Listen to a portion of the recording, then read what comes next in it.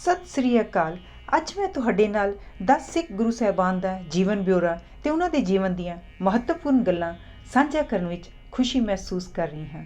ਸਿੱਖ ਧਰਮ ਦਾ ਮੁੱਢ ਪਹਿਲੇ ਪਾਤਸ਼ਾਹ ਗੁਰੂ ਨਾਨਕ ਦੇਵ ਜੀ ਤੋਂ ਬੱਝਾ, ਜਿਨ੍ਹਾਂ ਨੇ ਯੁੱਗ ਪੁਰਸ਼ ਵਜੋਂ ਵਿਚਰਦਿਆਂ ਸਮਾਜ ਵਿੱਚ ਮੌਜੂਦ ਕੁਰੀਤੀਆਂ ਨੂੰ ਬੁਰੀ ਤਰ੍ਹਾਂ ਭੰਡਿਆ ਅਤੇ ਲੋਕਾਂ ਨੂੰ ਵਹਿਮਾਂ ਭਰਮਾਂ ਵਿੱਚੋਂ ਕੱਢ ਕੇ ਵਿਚਾਰਮਾਨ ਮਨੁੱਖ ਵਜੋਂ ਵਿਚਰਨ ਦਾ ਵੱਲ ਦੱਸਿਆ।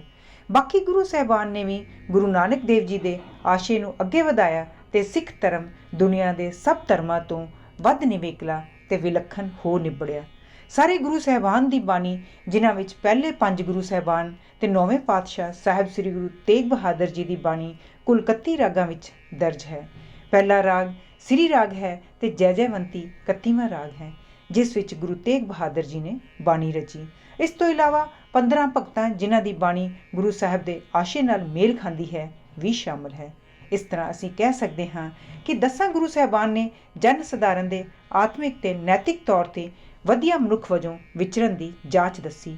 ਹਰ ਗੁਰੂ ਨੇ ਪਹਿਲੇ ਗੁਰੂਆਂ ਦੇ ਸੁਨੇਹੇ ਨੂੰ ਹੀ ਅੱਗੇ ਵਧਾਇਆ ਹੈ। ਗੁਰੂ ਗ੍ਰੰਥ ਸਾਹਿਬ ਵਿੱਚ ਮੌਜੂਦ ਬਾਣੀ ਹੀ ਇੱਕ ਸਿੱਖ ਦੇ ਉੱਚੇ ਸੁੱਚੇ ਜੀਵਨ ਦਾ ਆਧਾਰ ਹੈ। ਸਾਰੇ ਗੁਰੂ ਸਾਹਿਬਾਨ ਨੇ ਫੋਕੇ ਵਹਿਮ ਭਰਮ, ਰੀਤੀ ਰਿਵਾਜ ਅਤੇ ਫਾਲਤੂ ਦੇ ਕਰਮ ਕਾਂਡਾਂ ਦੀ ਖੁੱਲ੍ਹ ਕੇ ਸਖਤ ਸ਼ਬਦਾਂ ਵਿੱਚ ਨਿਖੇਧੀ ਕੀਤੀ ਅਤੇ ਉਸ ਪਰਮਾਤਮਾ ਅਤੇ ਰਚਨਹਾਰ ਦੀ ਕੁਦਰਤ ਦੇ ਵਾਰੇ ਨਿਆਰੇ ਜਾਣ, ਸ਼ੁਕਰਾਨੇ ਅਤੇ ਉਸ ਦੀ ਰਜ਼ਾ ਵਿੱਚ ਰਹਿਣ, ਸਾਦਾ ਅਤੇ ਸਦਾਚਾਰੀ ਜੀਵਨ ਜੀਣ 'ਤੇ ਜ਼ੋਰ ਦਿੱਤਾ। ਆਓ ਅੱਜ ਅਸੀਂ ਪਹਿਲੇ ਗੁਰੂ ਸਾਹਿਬ ਗੁਰੂ ਨਾਨਕ ਦੇਵ ਜੀ ਦੇ ਜੀਵਨ ਬਾਰੇ ਜਾਣਦੇ ਹਾਂ। ਉਹਨਾਂ ਦੇ 3 ਸਿੱਖੀ ਸਿਧਾਂਤ ਕਿਰਤ ਕਰੋ, ਨਾਮ ਜਪੋ ਅਤੇ ਵੰਡ ਛਕੋ 'ਤੇ ਪੂਰੇ ਉਤਰੀਏ। ਪਰ ਇਸ ਤੋਂ ਪਹਿਲਾਂ ਅਸੀਂ ਉਹਨਾਂ ਦੁਆਰਾ ਪਰਮਾਤਮਾ ਦੀ ਪਰਿਭਾਸ਼ਾ 'ਤੇ ਵਿਚਾਰ ਕਰੀਏ। ਪਰਿਭਾਸ਼ਾ ਕਿਸ ਤਰ੍ਹਾਂ ਹੈ? ਇੱਕ ਓਂਕਾਰ ਸਤਿਨਾਮ ਕਰਤਾ ਪੁਰਖ ਨਿਰਭਉ ਨਿਰਵੈਰ ਅਕਾਲ ਮੂਰਤ ਅਜੂਨੀ ਸੈਭੰ ਗੁਰ ਪ੍ਰਸਾਦ ਜਪ ਆਦ ਸੱਚ ਜੁਗਾਦ ਹੈ ਵੀ ਸੱਚ ਨਾਨਕ ਹੋਸੀ ਪੀ ਸੱਚ। ਇਸ ਦਾ ਅੰਗਰੇਜ਼ੀ ਵਿੱਚ ਅਨੁਵਾਦ ਇਸ ਤਰ੍ਹਾਂ ਹੈ: God is one, His name is truth, maker of all things, fearing nothing, enmity with nothing, timeless, His image, not begotten, by the grace of the Guru, made known to man. Thank you. ਸ਼ੁਭ ਇਛਾਵਾਂ। ਧੰਨਵਾਦ। ਹਰਜੀਤ ਬਮਰਾ।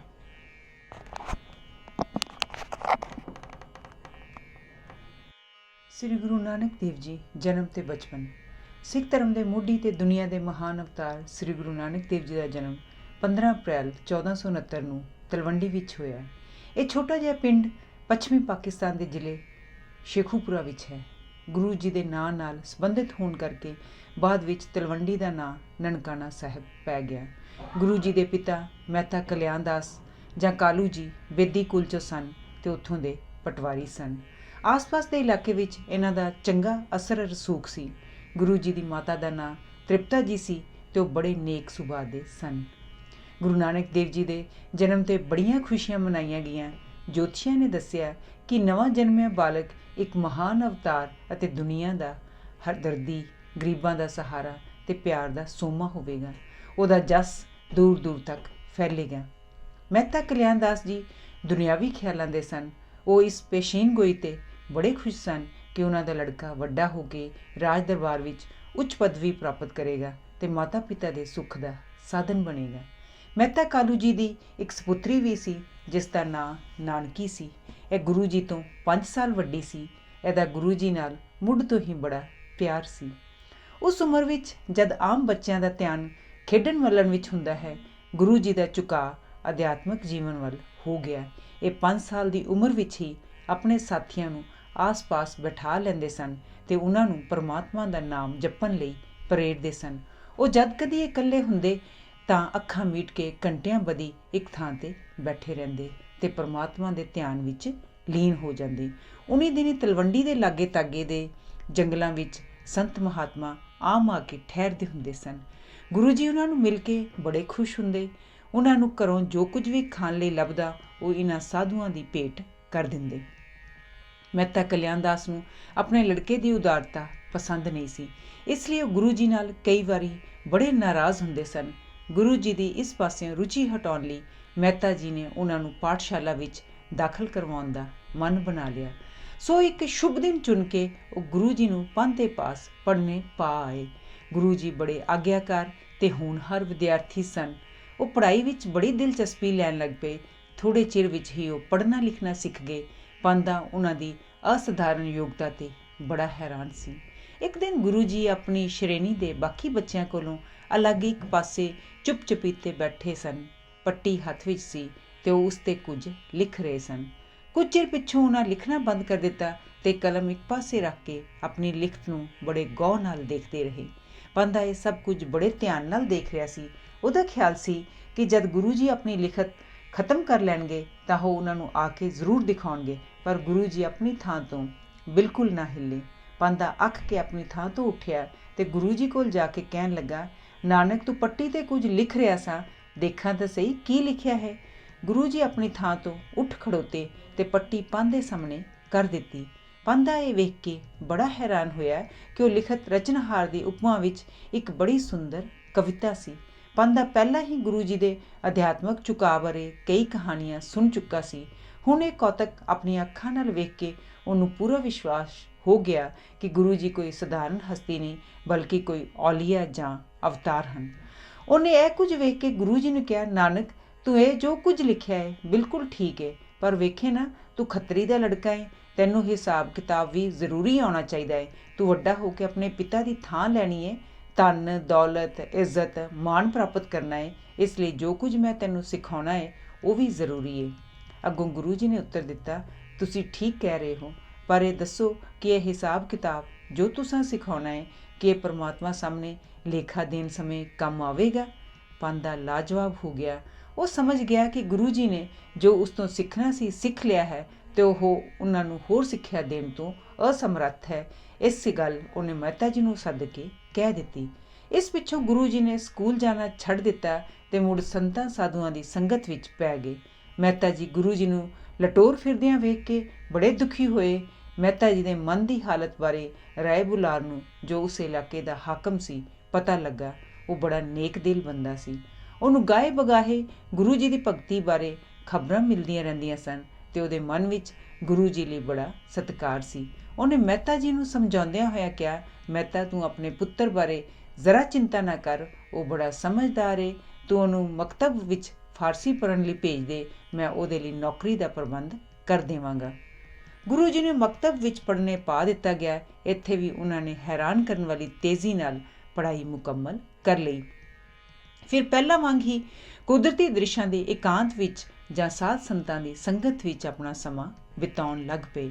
ਜਦ ਮਹਿਤਾ ਕਾਲੂ ਜੀ ਨੇ ਵੇਖਿਆ ਕਿ ਗੁਰੂ ਜੀ ਨੂੰ ਆਪਣੇ ਭਵਿੱਖ ਬਾਰੇ ਜ਼ਰਾ ਜਿੰਨੀ ਵੀ ਚਿੰਤਾ ਨਹੀਂ ਤੇ ਸਾਰਾ ਦਿਨ ਲਟੋਰ ਫਿਰਦੇ ਰਹਿੰਦੇ ਹਨ, ਤਾਂ ਉਹਨਾਂ ਨੇ ਅੱਕ ਕੇ ਇੱਕ ਦਿਨ ਗੁਰੂ ਜੀ ਨੇ ਕਿਹਾ, ਬੇਟਾ ਵੇਖਣਾ ਤੂੰ ਹੁਣ ਵੱਡਾ ਹੋ ਗਿਆ ਹੈ, ਤੈਨੂੰ ਆਪਣੇ ਪੈਰਾਂ 'ਤੇ ਖੜੋਣਾ ਚਾਹੀਦਾ ਹੈ। ਲਟੋਰ ਫਿਰਨ ਤੁਰਨ ਨਾਲ ਤਾਂ ਗੁਜ਼ਾਰਾ ਨਹੀਂ ਹੋਣਾ। ਜੇ ਤੈਨੂੰ ਹੋਰ ਕੋਈ ਕੰਮ ਨਹੀਂ ਚੰਗਾ ਲੱਗਦਾ ਤਾਂ ਆਪਣੀਆਂ ਮਈਆਂ ਗਾਈਆਂ ਹੀ ਚਾਰ ਲਿਆਇਆ ਕਰ, ਨਾਲੇ ਤੇਰਾ ਦਿਲ ਲੱਗਾ ਰਹੇਗਾ, ਨਾਲੇ ਕਮਾਈ ਦਾ ਸਾਧਨ ਬਣ ਜਾਏਗਾ। ਗੁਰੂ ਜੀ ਆਪਣੇ ਪਿਤਾ ਦੀ ਗੱਲ ਮੰਨ ਗਏ। ਉਹ ਹਰ ਰੋਜ਼ ਸਵੇਰ ਉੱਠਦੇ ਤੇ ਤਿਆਰ ਹੋ ਕੇ ਡੰਗਰਾਂ ਨੂੰ ਹਿੱਕ ਕੇ ਜੰਗਲ ਵੱਲ ਲੈ ਜਾਂਦੇ। ਉਹਨਾਂ ਨੂੰ ਚਰਦਿਆਂ ਛੱਡ ਕੇ ਆਪ ਜਾਂ ਤਾਂ ਕਿਸੇ ਰੁੱਖ ਥੱਲੇ ਬੈਠ ਕੇ ਸਮਾਧੀ ਲਾ ਲੈਂਦੇ ਜਾਂ ਜੂਹਾਂ ਵਿੱਚ ਫਿਰਦੇ ਸਾਰਾ ਦਿਨ ਕੁਦਰਤੀ ਦ੍ਰਿਸ਼ਾਂ ਦਾ ਆਨੰਦ ਮਾਣਦੇ ਰਹਿੰਦੇ। ਜਦ ਸ਼ਾਮ ਪੈਂਦੀ ਤਾਂ ਡੰਗਰਾਂ ਨੂੰ ਹਿੱਕ ਕੇ ਘਰ ਲੈ ਆਉਂਦੇ। ਗੁਰੂ ਜੀ ਨੂੰ ਇਹ ਕੰਮ ਪਸੰਦ ਸੀ ਤੇ ਸ਼ਾਮ ਨੂੰ ਜਦੋਂ ਘਰ ਮੁੜਦੇ ਤਾਂ ਉਹਨਾਂ ਦਾ ਚਿਹਰਾ ਖੁਸ਼ੀ ਨਾਲ ਖਿੜਿਆ ਹੁੰਦਾ। ਆਪਣੇ ਪੁੱਤਰ ਨੂੰ ਖੁਸ਼ ਵੇਖ ਕੇ ਮਾਤਾ ਪਿਤਾ ਵੀ ਖਿੜ ਜਾਂਦੇ। ਇਸ ਤਰ੍ਹਾਂ ਕੁਝ ਸਮਾਂ ਖੁਸ਼ੀ ਲੰਘ ਗਿਆ। ਇੱਕ ਦਿਨ ਗੁਰੂ ਜੀ ਹਰ ਰੋਜ਼ ਵਾਂਗ ਡੰਗਰ ਚਾਰ ਰਹੇ ਸਨ। ਖੁੱਲੀ ਰੁੱਤ ਸੀ, ਉੱਪਰ ਨੀਲਾ ਆਕਾਸ਼ ਸੀ ਤੇ ਥੱਲੇ ਦੂਰ ਤੱਕ ਹਰਿਆਵਲ ਫੈਲੀ ਹੋਈ ਸੀ।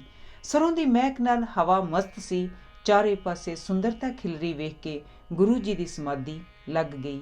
ਪਸ਼ੂ ਆਪ ਮੁਹਾਰੇ ਚਰਦੇ ਹੋਏ ਨਾਲ ਦੇ ਇੱਕ ਖੇਤ ਵਿੱਚ ਵੜ ਗਏ ਤੇ ਫਸਲ ਨੂੰ ਖਾਣ ਲੱਗ ਪਏ।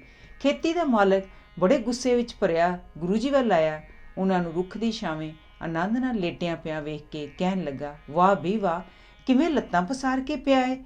ਦਿਸਦਾ ਨਹੀਂ ਕਿਵੇਂ ਤੇਰੇ ਪਸ਼ੂ ਦੂਜਿਆਂ ਦੇ ਖੇਤ ਉਜਾੜੀ ਜਾਂਦੇ ਨੇ। ਉੱਠਦਾ ਹੈ ਕਿ ਨਹੀਂ, ਸੁਸਤੀ ਦਿਆ ਮਾਰਿਆ। ਗੁਰੂ ਜੀ ਉੱਠ ਕੇ ਬੈਠ ਗਏ ਤੇ ਮੁਸਕਰਾ ਕੇ ਕਹਿਣ ਲੱਗੇ, ਇਸ ਵਿੱਚ ਗੁੱਸੇ ਹੋਣ ਵਾਲੀ ਕਿਹੜੀ ਗੱਲ ਏ। ਜੇ ਇਹਨਾਂ ਬੇਜ਼ੁਬਾਨ ਮਸਕੀਨ ਪਸ਼ੂਆਂ ਨੇ ਤੇਰੇ ਖੇਤ ਵਿੱਚੋਂ 2 ਕੁ ਤਿਨਕੇ ਪੁੱਟ ਕੇ ਖਾ ਵੀ ਲਏ ਤਾਂ ਕੀ ਹੋ ਗਿਆ। ਫਿਕਰ ਨਾ ਕਰ, ਰੱਬ ਤੇਰਾ ਘਰ ਪੂਰਾ ਕਰ ਦੇਵੇਗਾ। ਪਰ ਉਹ ਕਿਸਾਨ ਨਾ ਟਲਿਆ। ਇਸ ਬਾਰੇ ਉਹਨੇ ਰਾਏ ਬੁਲਾਰ ਪਾਸ ਜਾ ਸ਼ਿਕਾਇਤ ਕੀਤੀ। ਰਾਏ ਬੁਲਾਰ ਨੇ ਮਹਿਤਾ ਕਾਲੂ ਨੂੰ ਸੱਦਿਆ ਤੇ ਕਿਸਾਨ ਦਾ ਨੁਕਸਾਨ ਭਰਨ ਲਈ ਕਿਹਾ। ਮਹਿਤਾ ਜੀ ਨੂੰ ਬੜੀ ਖਿਝ ਆਈ ਕਿ ਉਹਨੂੰ ਗੁਰੂ ਜੀ ਦੀ ਖਾਤਰ ਸਾਰਿਆਂ ਸਾਹਮਣੇ ਨਾ ਕੇਵਲ ਨਮੋਸ਼ੀ ਉਠਾਉਣੀ ਪਈ ਹੈ, ਬਲਕਿ ਨੁਕਸਾਨ ਦਾ ਹਰਜਾਨਾ ਵੀ ਭਰਨਾ ਪੈਣਾ ਹੈ। ਗੁਰੂ ਜੀ ਆਪਣੇ ਪਿਤਾ ਦੇ ਮਨ ਦੀ ਹਾਲਤ ਤਾੜ ਗਏ ਤੇ ਕਹਿਣ ਲੱਗੇ, ਪਰ ਪਹਿਲਾਂ ਇਹ ਵੀ ਤਾਂ ਵੇਖ ਲਓ ਕਿ ਇਹਦੀਆਂ ਪੈਲੀਆਂ ਨੂੰ ਕੋਈ ਨੁਕਸਾਨ ਵੀ ਪਹੁੰਚਿਆ ਹੈ ਕਿ ਨਹੀਂ। ਰਾਏ ਬੁਲਾਰ ਨੂੰ ਇਹ ਗੱਲ ਠੀਕ ਲੱਗੀ। ਉਸਨੇ ਉਸੇ ਵੇਲੇ ਆਪਣੇ ਕੁਝ ਆਦਮੀ ਪੈਲੀਆਂ ਵੱਲ ਭੇਜ ਦਿੱਤੇ। ਉਹ ਮੁੜਦੇ ਪੈਰੀ ਆ ਕੇ ਦੱਸਿਆ ਕਿ ਉੱਥੇ ਤਾਂ ਨੁਕਸਾਨ ਦਾ ਕਿਤੇ ਨਾਂ ਨਿਸ਼ਾਨ ਨਹੀਂ ਦਿਸਦਾ, ਸਗੋਂ ਉਹ ਉਹਨਾਂ ਦੀ ਪੈਲੀ ਪਹਿਲਾਂ ਨਾਲੋਂ ਵੀ ਜ਼ਿਆਦਾ ਹਰੀ ਭਰੀ ਹੈ। ਇਹ ਕੌਤਕ ਵੇਖ ਕੇ ਸਭ ਜਣੇ ਹੈਰਾਨ ਹੋ ਗਏ। ਰਾਏ ਬੁਲਾਰ ਨੂੰ ਪੂਰਨ ਸੋਝੀ ਹੋ ਗਈ ਕਿ ਗੁਰੂ ਜੀ ਕੋਈ ਮਾਮੂਲੀ ਬਾਲਕ ਨਹੀਂ, ਬਲਕਿ ਇੱਕ ਮਹਾਨ ਹਸਤੀ ਹਨ। ਉਹ ਅੰਦਰ ਅੰਦਰ ਗੁਰੂ ਜੀ ਦਾ ਮੁਰੀਦ ਬਣ ਗਿਆ। ਇਸ ਖੇਤੀ ਵਾਲੀ ਥਾਂ ਹੁਣ ਇੱਕ ਗੁਰਦੁਆਰਾ ਅਤੇ ਸਰੋਵਰ ਬਣਿਆ ਹੋਇਆ ਹੈ, ਜਿਸ ਨੂੰ ਗੁਰਦੁਆਰਾ ਕਿਆਰਾ ਸਾਹਿਬ ਕਹਿੰਦੇ ਹਨ। ਇਸ ਘਟਨਾ ਤੋਂ ਕਾਫੀ ਚਿਰ ਪਿੱਛੋਂ ਗੁਰੂ ਜੀ ਇਸੇ ਤਰ੍ਹਾਂ ਹੀ ਪਸ਼ੂ ਚਾਰਦੇ ਰਹੇ। ਜਨੇਊ ਦੀ ਰਸਮ। ਮਹਿਤਾ ਕਾਲਿਆਨ ਦਾਸ ਜੀ ਖੁਸ਼ ਸਨ ਕਿ ਗੁਰੂ ਜੀ ਕਿਸੇ ਨਾ ਕਿਸੇ ਆਰੇ ਲੱਗ ਗਏ ਹਨ ਤੇ ਜੇ ਇਸੇ ਤਰ੍ਹਾਂ ਲੱਗੇ ਰਹੇ ਤਾਂ ਵੱਡੇ ਹੋ ਕੇ ਘਰ ਦੀਆਂ ਜ਼ਿੰਮੇਵਾਰੀਆਂ ਸੰਭਾਲ ਲੈਣਗੇ। ਉਹਨਾਂ ਸੋਚਿਆ ਕਿ ਹੁਣ ਗੁਰੂ ਜੀ ਨੂੰ ਜਨੇਊ ਪਾਉਣ ਦੀ ਰਸਮ ਪੂਰੀ ਕਰ ਦੇਣੀ ਚਾਹੀਦੀ ਹੈ। ਉਹਨਾਂ ਸਮਿਆਂ ਵਿੱਚ ਹਿੰਦੂ ਧਰਮ ਵਿੱਚ ਜਨੇਊ ਦੀ ਰਸਮ ਬੜੀ ਮਹੱਤਤਾ ਰੱਖਦੀ ਸੀ। ਇਹ ਉਤਨੀ ਹੀ ਮਹੱਤਵਪੂਰਨ ਮੰਨੀ ਜਾਂਦੀ ਸੀ ਜਿੰਨੀ ਕਿ ਘਰ ਵਿੱਚ ਬਾਲਕ ਦੇ ਜਨਮ ਲੈਣ ਦੀ ਜਾਂ ਵਿਆਹ ਸ਼ਾਦੀ ਦੀ। ਇਸ ਰਸਮ ਲਈ ਖਾਸ ਦਿਨ ਨਿਯਤ ਕੀਤਾ ਗਿਆ। ਸਾਰੇ ਸਾਕ, ਅੰਗ, ਦੋਸਤ, ਮਿੱਤਰ, ਗਵਾਂਢੀ ਤੇ ਇਲਾਕੇ ਦੇ ਹੋਰ ਪਤਵੰਤੇ ਇਕੱਠੇ ਹੋਏ ਤੇ ਰਸਮ ਦੀ ਲੋੜ ਅਨੁਸਾਰ ਸਮੱਗਰੀ ਲਿਆਂਦੀ ਗਈ। ਖਾਨਦਾਨੀ ਪੁਰੋਹਿਤ ਪੰਡਤ ਹਰਦਿਆਲ ਆਪਣੇ ਸਿੰਘਾਸਨ ਤੇ ਬੈਠ ਗਿਆ ਤੇ ਪੂਜਾ ਪਾਠ ਕਰਨ ਪਿੱਛੋਂ ਉਹਨੇ ਗੁਰੂ ਜੀ ਨੂੰ ਜਨੇਊ ਪਹਿਨਾਉਣ ਲਈ ਹੱਥ ਅਗਾਂਹ ਵਧਾਇਆ। ਸਭ ਇਕੱਠੇ ਹੋਏ ਲੋਕ ਮਹਿਤਾ ਜੀ ਨੂੰ ਵਧਾਈਆਂ ਦੇਣ ਲਈ ਤਿਆਰ ਸਨ। ਗੁਰੂ ਜੀ ਮੁਸਕਰਾਏ ਅਤੇ ਪੰਡਤ ਨੂੰ ਬੜੇ ਸਤਿਕਾਰ ਨਾਲ ਕਹਿਣ ਲੱਗੇ, ਪੰਡਤ ਜੀ, ਇਹ ਧਾਗਾ ਕਾਹਦਾ ਹੈ ਤੇ ਇਹ ਮੈਨੂੰ ਕਿਸ ਲਈ ਪਹਿਨਾ ਰਹੇ ਹੋ? ਪੰਡਤ ਹਰਦਿਆਲ ਨੇ ਉੱਤਰ ਦਿੱਤਾ, ਬੇਟਾ, ਇਹ ਧਾਗਾ ਬੜਾ ਪਵਿੱਤਰ ਹੈ। ਇਸ ਦੇ ਪਹਿਨਣ ਨਾਲ ਮਨੁੱਖ ਜਨਮ ਮਰਨ ਦੇ ਚੱਕਰ ਵਿੱਚੋਂ ਨਿਕਲ ਜਾਂਦਾ ਹੈ ਤੇ ਆਤਮਾ ਪਵਿੱਤਰ ਹੋ ਜਾਂਦੀ ਹੈ, ਇਸ ਲਈ ਇਹਦਾ ਪਹਿਨਣਾ ਜ਼ਰੂਰੀ ਹੈ। ਗੁਰੂ ਜੀ ਨੇ ਕਿਹਾ, ਇਹ ਮਾਮੂਲੀ ਜਿਹਾ ਧਾਗਾ ਮਨੁੱਖ ਨੂੰ ਜਨਮ ਮਰਨ ਦੇ ਚੱਕਰ ਵਿੱਚੋਂ ਕਿਵੇਂ ਕੱਢ ਸਕਦਾ ਹੈ? ਇਹਨੇ 2 ਦਿਨਾਂ ਵਿੱਚ ਮੈਲਾ ਹੋ ਜਾਣਾ ਹੈ। ਇਹ ਮਨੁੱਖ ਦੀ ਆਤਮਾ ਨੂੰ ਕਿਵੇਂ ਪਵਿੱਤਰ ਕਰ ਸਕਦਾ ਹੈ? ਇਹਨੇ ਤਾਂ ਮਰਨ ਵੇਲੇ ਸਰੀਰ ਨਾਲ ਭਸਮ ਹੋ ਜਾਣਾ ਹੈ। ਇਹ ਸਾਡਾ ਅੱਗਾ ਕਿਵੇਂ ਸਵਾਰ ਸਕਦਾ ਹੈ? ਅੰਦਰੋਂ ਅੰਦਰ ਪੰਡਤ ਨੇ ਮਹਿਸੂਸ ਕੀਤਾ ਕਿ ਜੋ ਕੁਝ ਗੁਰੂ ਜੀ ਕਹਿ ਰਹੇ ਹਨ ਬਿਲਕੁਲ ਠੀਕ ਹੈ, ਪਰ ਇੱਕ ਬਾਲਕ ਪਾਸੋਂ ਹੇਠੀ ਹੁੰਦੀ ਵੇਖ ਕੇ ਉਹਨੂੰ ਬੜੀ ਲੱਜਿਆ ਆਈ। ਉਹਨੇ ਕਿਹਾ, ਬੇਟਾ, ਸਾਨੂੰ ਸਿਆਣਿਆਂ ਦੇ ਬਣਾਏ ਰਸਮ ਰਿਵਾਜਾਂ 'ਤੇ ਚੱਲਣਾ ਚਾਹੀਦਾ ਹੈ। ਜਨੇਊ ਪਹਿਨਣ ਬਿਨਾਂ ਇੱਕ ਹਿੰਦੂ ਆਪਣੇ ਧਰਮ ਵਿੱਚ ਪੱਕਾ ਨਹੀਂ ਰਹਿ ਸਕਦਾ। ਗੁਰੂ ਜੀ ਨੇ ਉੱਤਰ ਦਿੱਤਾ, ਇਸ ਜਨੇਊ ਦੇ ਪਹਿਨਣ ਦੇ ਬਾਵਜੂਦ ਵੀ ਲੋਕ ਕੁਕਰਮ ਕਰਨ ਤੋਂ ਨਹੀਂ ਟਲਦੇ, ਇਸ ਲਈ ਇਹਦਾ ਕੀ ਲਾਭ? ਆਪਣੇ ਚਰਿੱਤਰ ਨੂੰ ਉੱਚਾ ਕਰਨ ਲਈ ਅਸਲ ਜਨੇਊ ਹੈ। ਚਰਿੱਤਰ ਪਰਮਾਤਮਾ ਦਾ ਨਾਂ ਜਪਣ ਨਾਲ, ਉਸ ਦੇ ਹੁਕਮ ਵਿੱਚ ਰਹਿਣ ਨਾਲ ਤੇ ਸੱਚ ਦੇ ਮਾਰਗ 'ਤੇ ਚੱਲਣ ਨਾਲ ਬਣਦਾ ਹੈ। ਪੰਡਤ ਨੂੰ ਇਸ ਦਾ ਕੋਈ ਜਵਾਬ ਨਾ ਬੋੜਿਆ ਤੇ ਉਹਨੂੰ ਹਾਰ ਮੰਨਣੀ ਪਈ। ਉਹਨੇ ਗੁਰੂ ਜੀ ਨੂੰ ਝੁੱਕ ਕੇ ਪ੍ਰਣਾਮ ਕੀਤਾ ਤੇ ਕਿਹਾ, ਬੇਟਾ, ਜੋ ਕੁਝ ਤੂੰ ਕਿਹਾ ਹੈ ਬਿਲਕੁਲ ਠੀਕ ਹੈ। ਇਹ ਜਨੇਊ ਝੂਠਾ ਹੈ। ਸਾਨੂੰ ਸੱਚ ਦਾ ਜਨੇਊ ਪਹਿਨਣ ਦੀ ਲੋੜ ਹੈ। ਇਸ ਪਿੱਛੋਂ ਸਾਰੇ ਇਕੱਠੇ ਹੋਏ ਲੋਕ ਘਰੋਂ ਘਰੀ ਚਲੇ ਗਏ। ਸੱਚਾ ਸੌਦਾ। ਕੁਝ ਚਿਰ ਪਿੱਛੋਂ ਗੁਰੂ ਜੀ ਨੇ ਡੰਗਰ ਚਾਰਨੇ ਛੱਡ ਦਿੱਤੇ। ਉਹ ਸਾਰਾ ਦਿਨ ਉਦਾਸ ਚਿੱਤ ਘਰ ਬੈਠੇ ਰਹਿੰਦੇ। ਕਈ ਦਿਨ ਤੱਕ ਉਹ ਅੰਨ ਨੂੰ ਮੂੰਹ ਤੱਕ ਨਾ ਲਾਉਂਦੇ ਤੇ ਨਾ ਹੀ ਕਿਸੇ ਨਾਲ ਗੱਲਬਾਤ ਕਰਦੇ। ਕਈਆਂ ਦਾ ਖਿਆਲ ਸੀ ਕਿ ਉਹਨਾਂ ਨੂੰ ਸ਼ੁਦਾ ਹੋ ਗਿਆ ਹੈ, ਇਸ ਲਈ ਕਈ ਵੈਦ ਹਕੀਮ ਸੱਦੇ ਗਏ, ਪਰ ਵਿਅਰਥ। ਅੰਤ ਨੂੰ 3 ਕੁ ਮਹੀਨਿਆਂ ਪਿੱਛੋਂ ਉਹ ਫੇਰ ਆਪਣੇ ਆਪ ਵਿੱਚ ਆ ਗਏ। ਇਸ ਵੇਲੇ ਉਹਨਾਂ ਦੀ ਉਮਰ 19 ਸਾਲ ਸੀ। ਗੁਰੂ ਜੀ ਦੇ ਮਾਤਾ ਪਿਤਾ ਉਹਨਾਂ ਦੇ ਰਾਜ਼ੀਬਾਜ਼ੀ ਹੋਣ 'ਤੇ ਬੜੇ ਖੁਸ਼ ਹੋਏ। ਮਹਿਤਾ ਜੀ ਨੇ ਸੋਚਿਆ ਕਿ ਹੁਣ ਸਮਾਂ ਆ ਗਿਆ ਹੈ ਕਿ ਗੁਰੂ ਜੀ ਨੂੰ ਕਿਸੇ ਕੰਮਕਾਰ ਵਿੱਚ ਲਾਇਆ ਜਾਏ ਤਾਂ ਜੋ ਆਪਣਾ ਨਿਰਬਾਹ ਕਰ ਸਕਣ। ਸੋ ਇੱਕ ਦਿਨ ਉਹਨਾਂ ਗੁਰੂ ਜੀ ਨੂੰ ਆਪਣੇ ਪਾਸ ਸੱਦ ਕੇ ਕਿਹਾ, ਬੇਟਾ, ਹੁਣ ਤੂੰ ਵੱਡਾ ਹੋ ਗਿਆ ਹੈ। ਆਪਣੇ ਗੁਜ਼ਾਰੇ ਲਈ ਤੈਨੂੰ ਕੋਈ ਨਾ ਕੋਈ ਕੰਮ ਸ਼ੁਰੂ ਕਰ ਲੈਣਾ ਚਾਹੀਦਾ ਹੈ। ਅਸੀਂ ਚਾਹੁੰਦੇ ਹਾਂ ਕਿ ਤੇਰਾ ਵਿਆਹ ਕਰ ਦਈਏ, ਪਰ ਵਿਆਹ ਕਰਨ ਤੋਂ ਪਹਿਲਾਂ ਇਹ ਜ਼ਰੂਰੀ ਹੈ ਕਿ ਤੂੰ ਆਪਣੇ ਪੈਰਾਂ 'ਤੇ ਖੜੋ ਸਕੇ। ਤੂੰ 20 ਰੁਪਏ ਲੈ ਜਾ ਤੇ ਮੰਡੀ ਜਾ ਕੇ ਉੱਥੋਂ ਕੋਈ ਐਸੀ ਵਸਤ ਲੈ ਆ ਜੋ ਤੂੰ ਥੋੜ੍ਹੇ ਬਹੁਤ ਲਾਭ 'ਤੇ ਵੇਚ ਸਕੇ। ਇਸ ਤਰ੍ਹਾਂ ਕਰਨ ਨਾਲ ਇੱਕ ਤਾਂ ਤੈਨੂੰ ਅਗਾਂਹ ਲਈ ਤਜਰਬਾ ਹੋ ਜਾਏਗਾ, ਦੂਜੇ ਤੇਰੇ ਪਾਸ ਕੁਝ ਪੈਸੇ ਜੁੜ ਜਾਣਗੇ। ਇਸ ਤਰ੍ਹਾਂ ਹੌਲੀ ਹੌਲੀ ਤੂੰ ਵਪਾਰ ਵਧਾ ਲਈ। ਕਿਉਂ, ਠੀਕ ਹੈ ਨਾ? ਗੁਰੂ ਜੀ ਨੇ ਉੱਤਰ ਦਿੱਤਾ, ਜਿਵੇਂ ਕਹੋ, ਮੈਂ ਕਰਨ ਨੂੰ ਤਿਆਰ ਹਾਂ।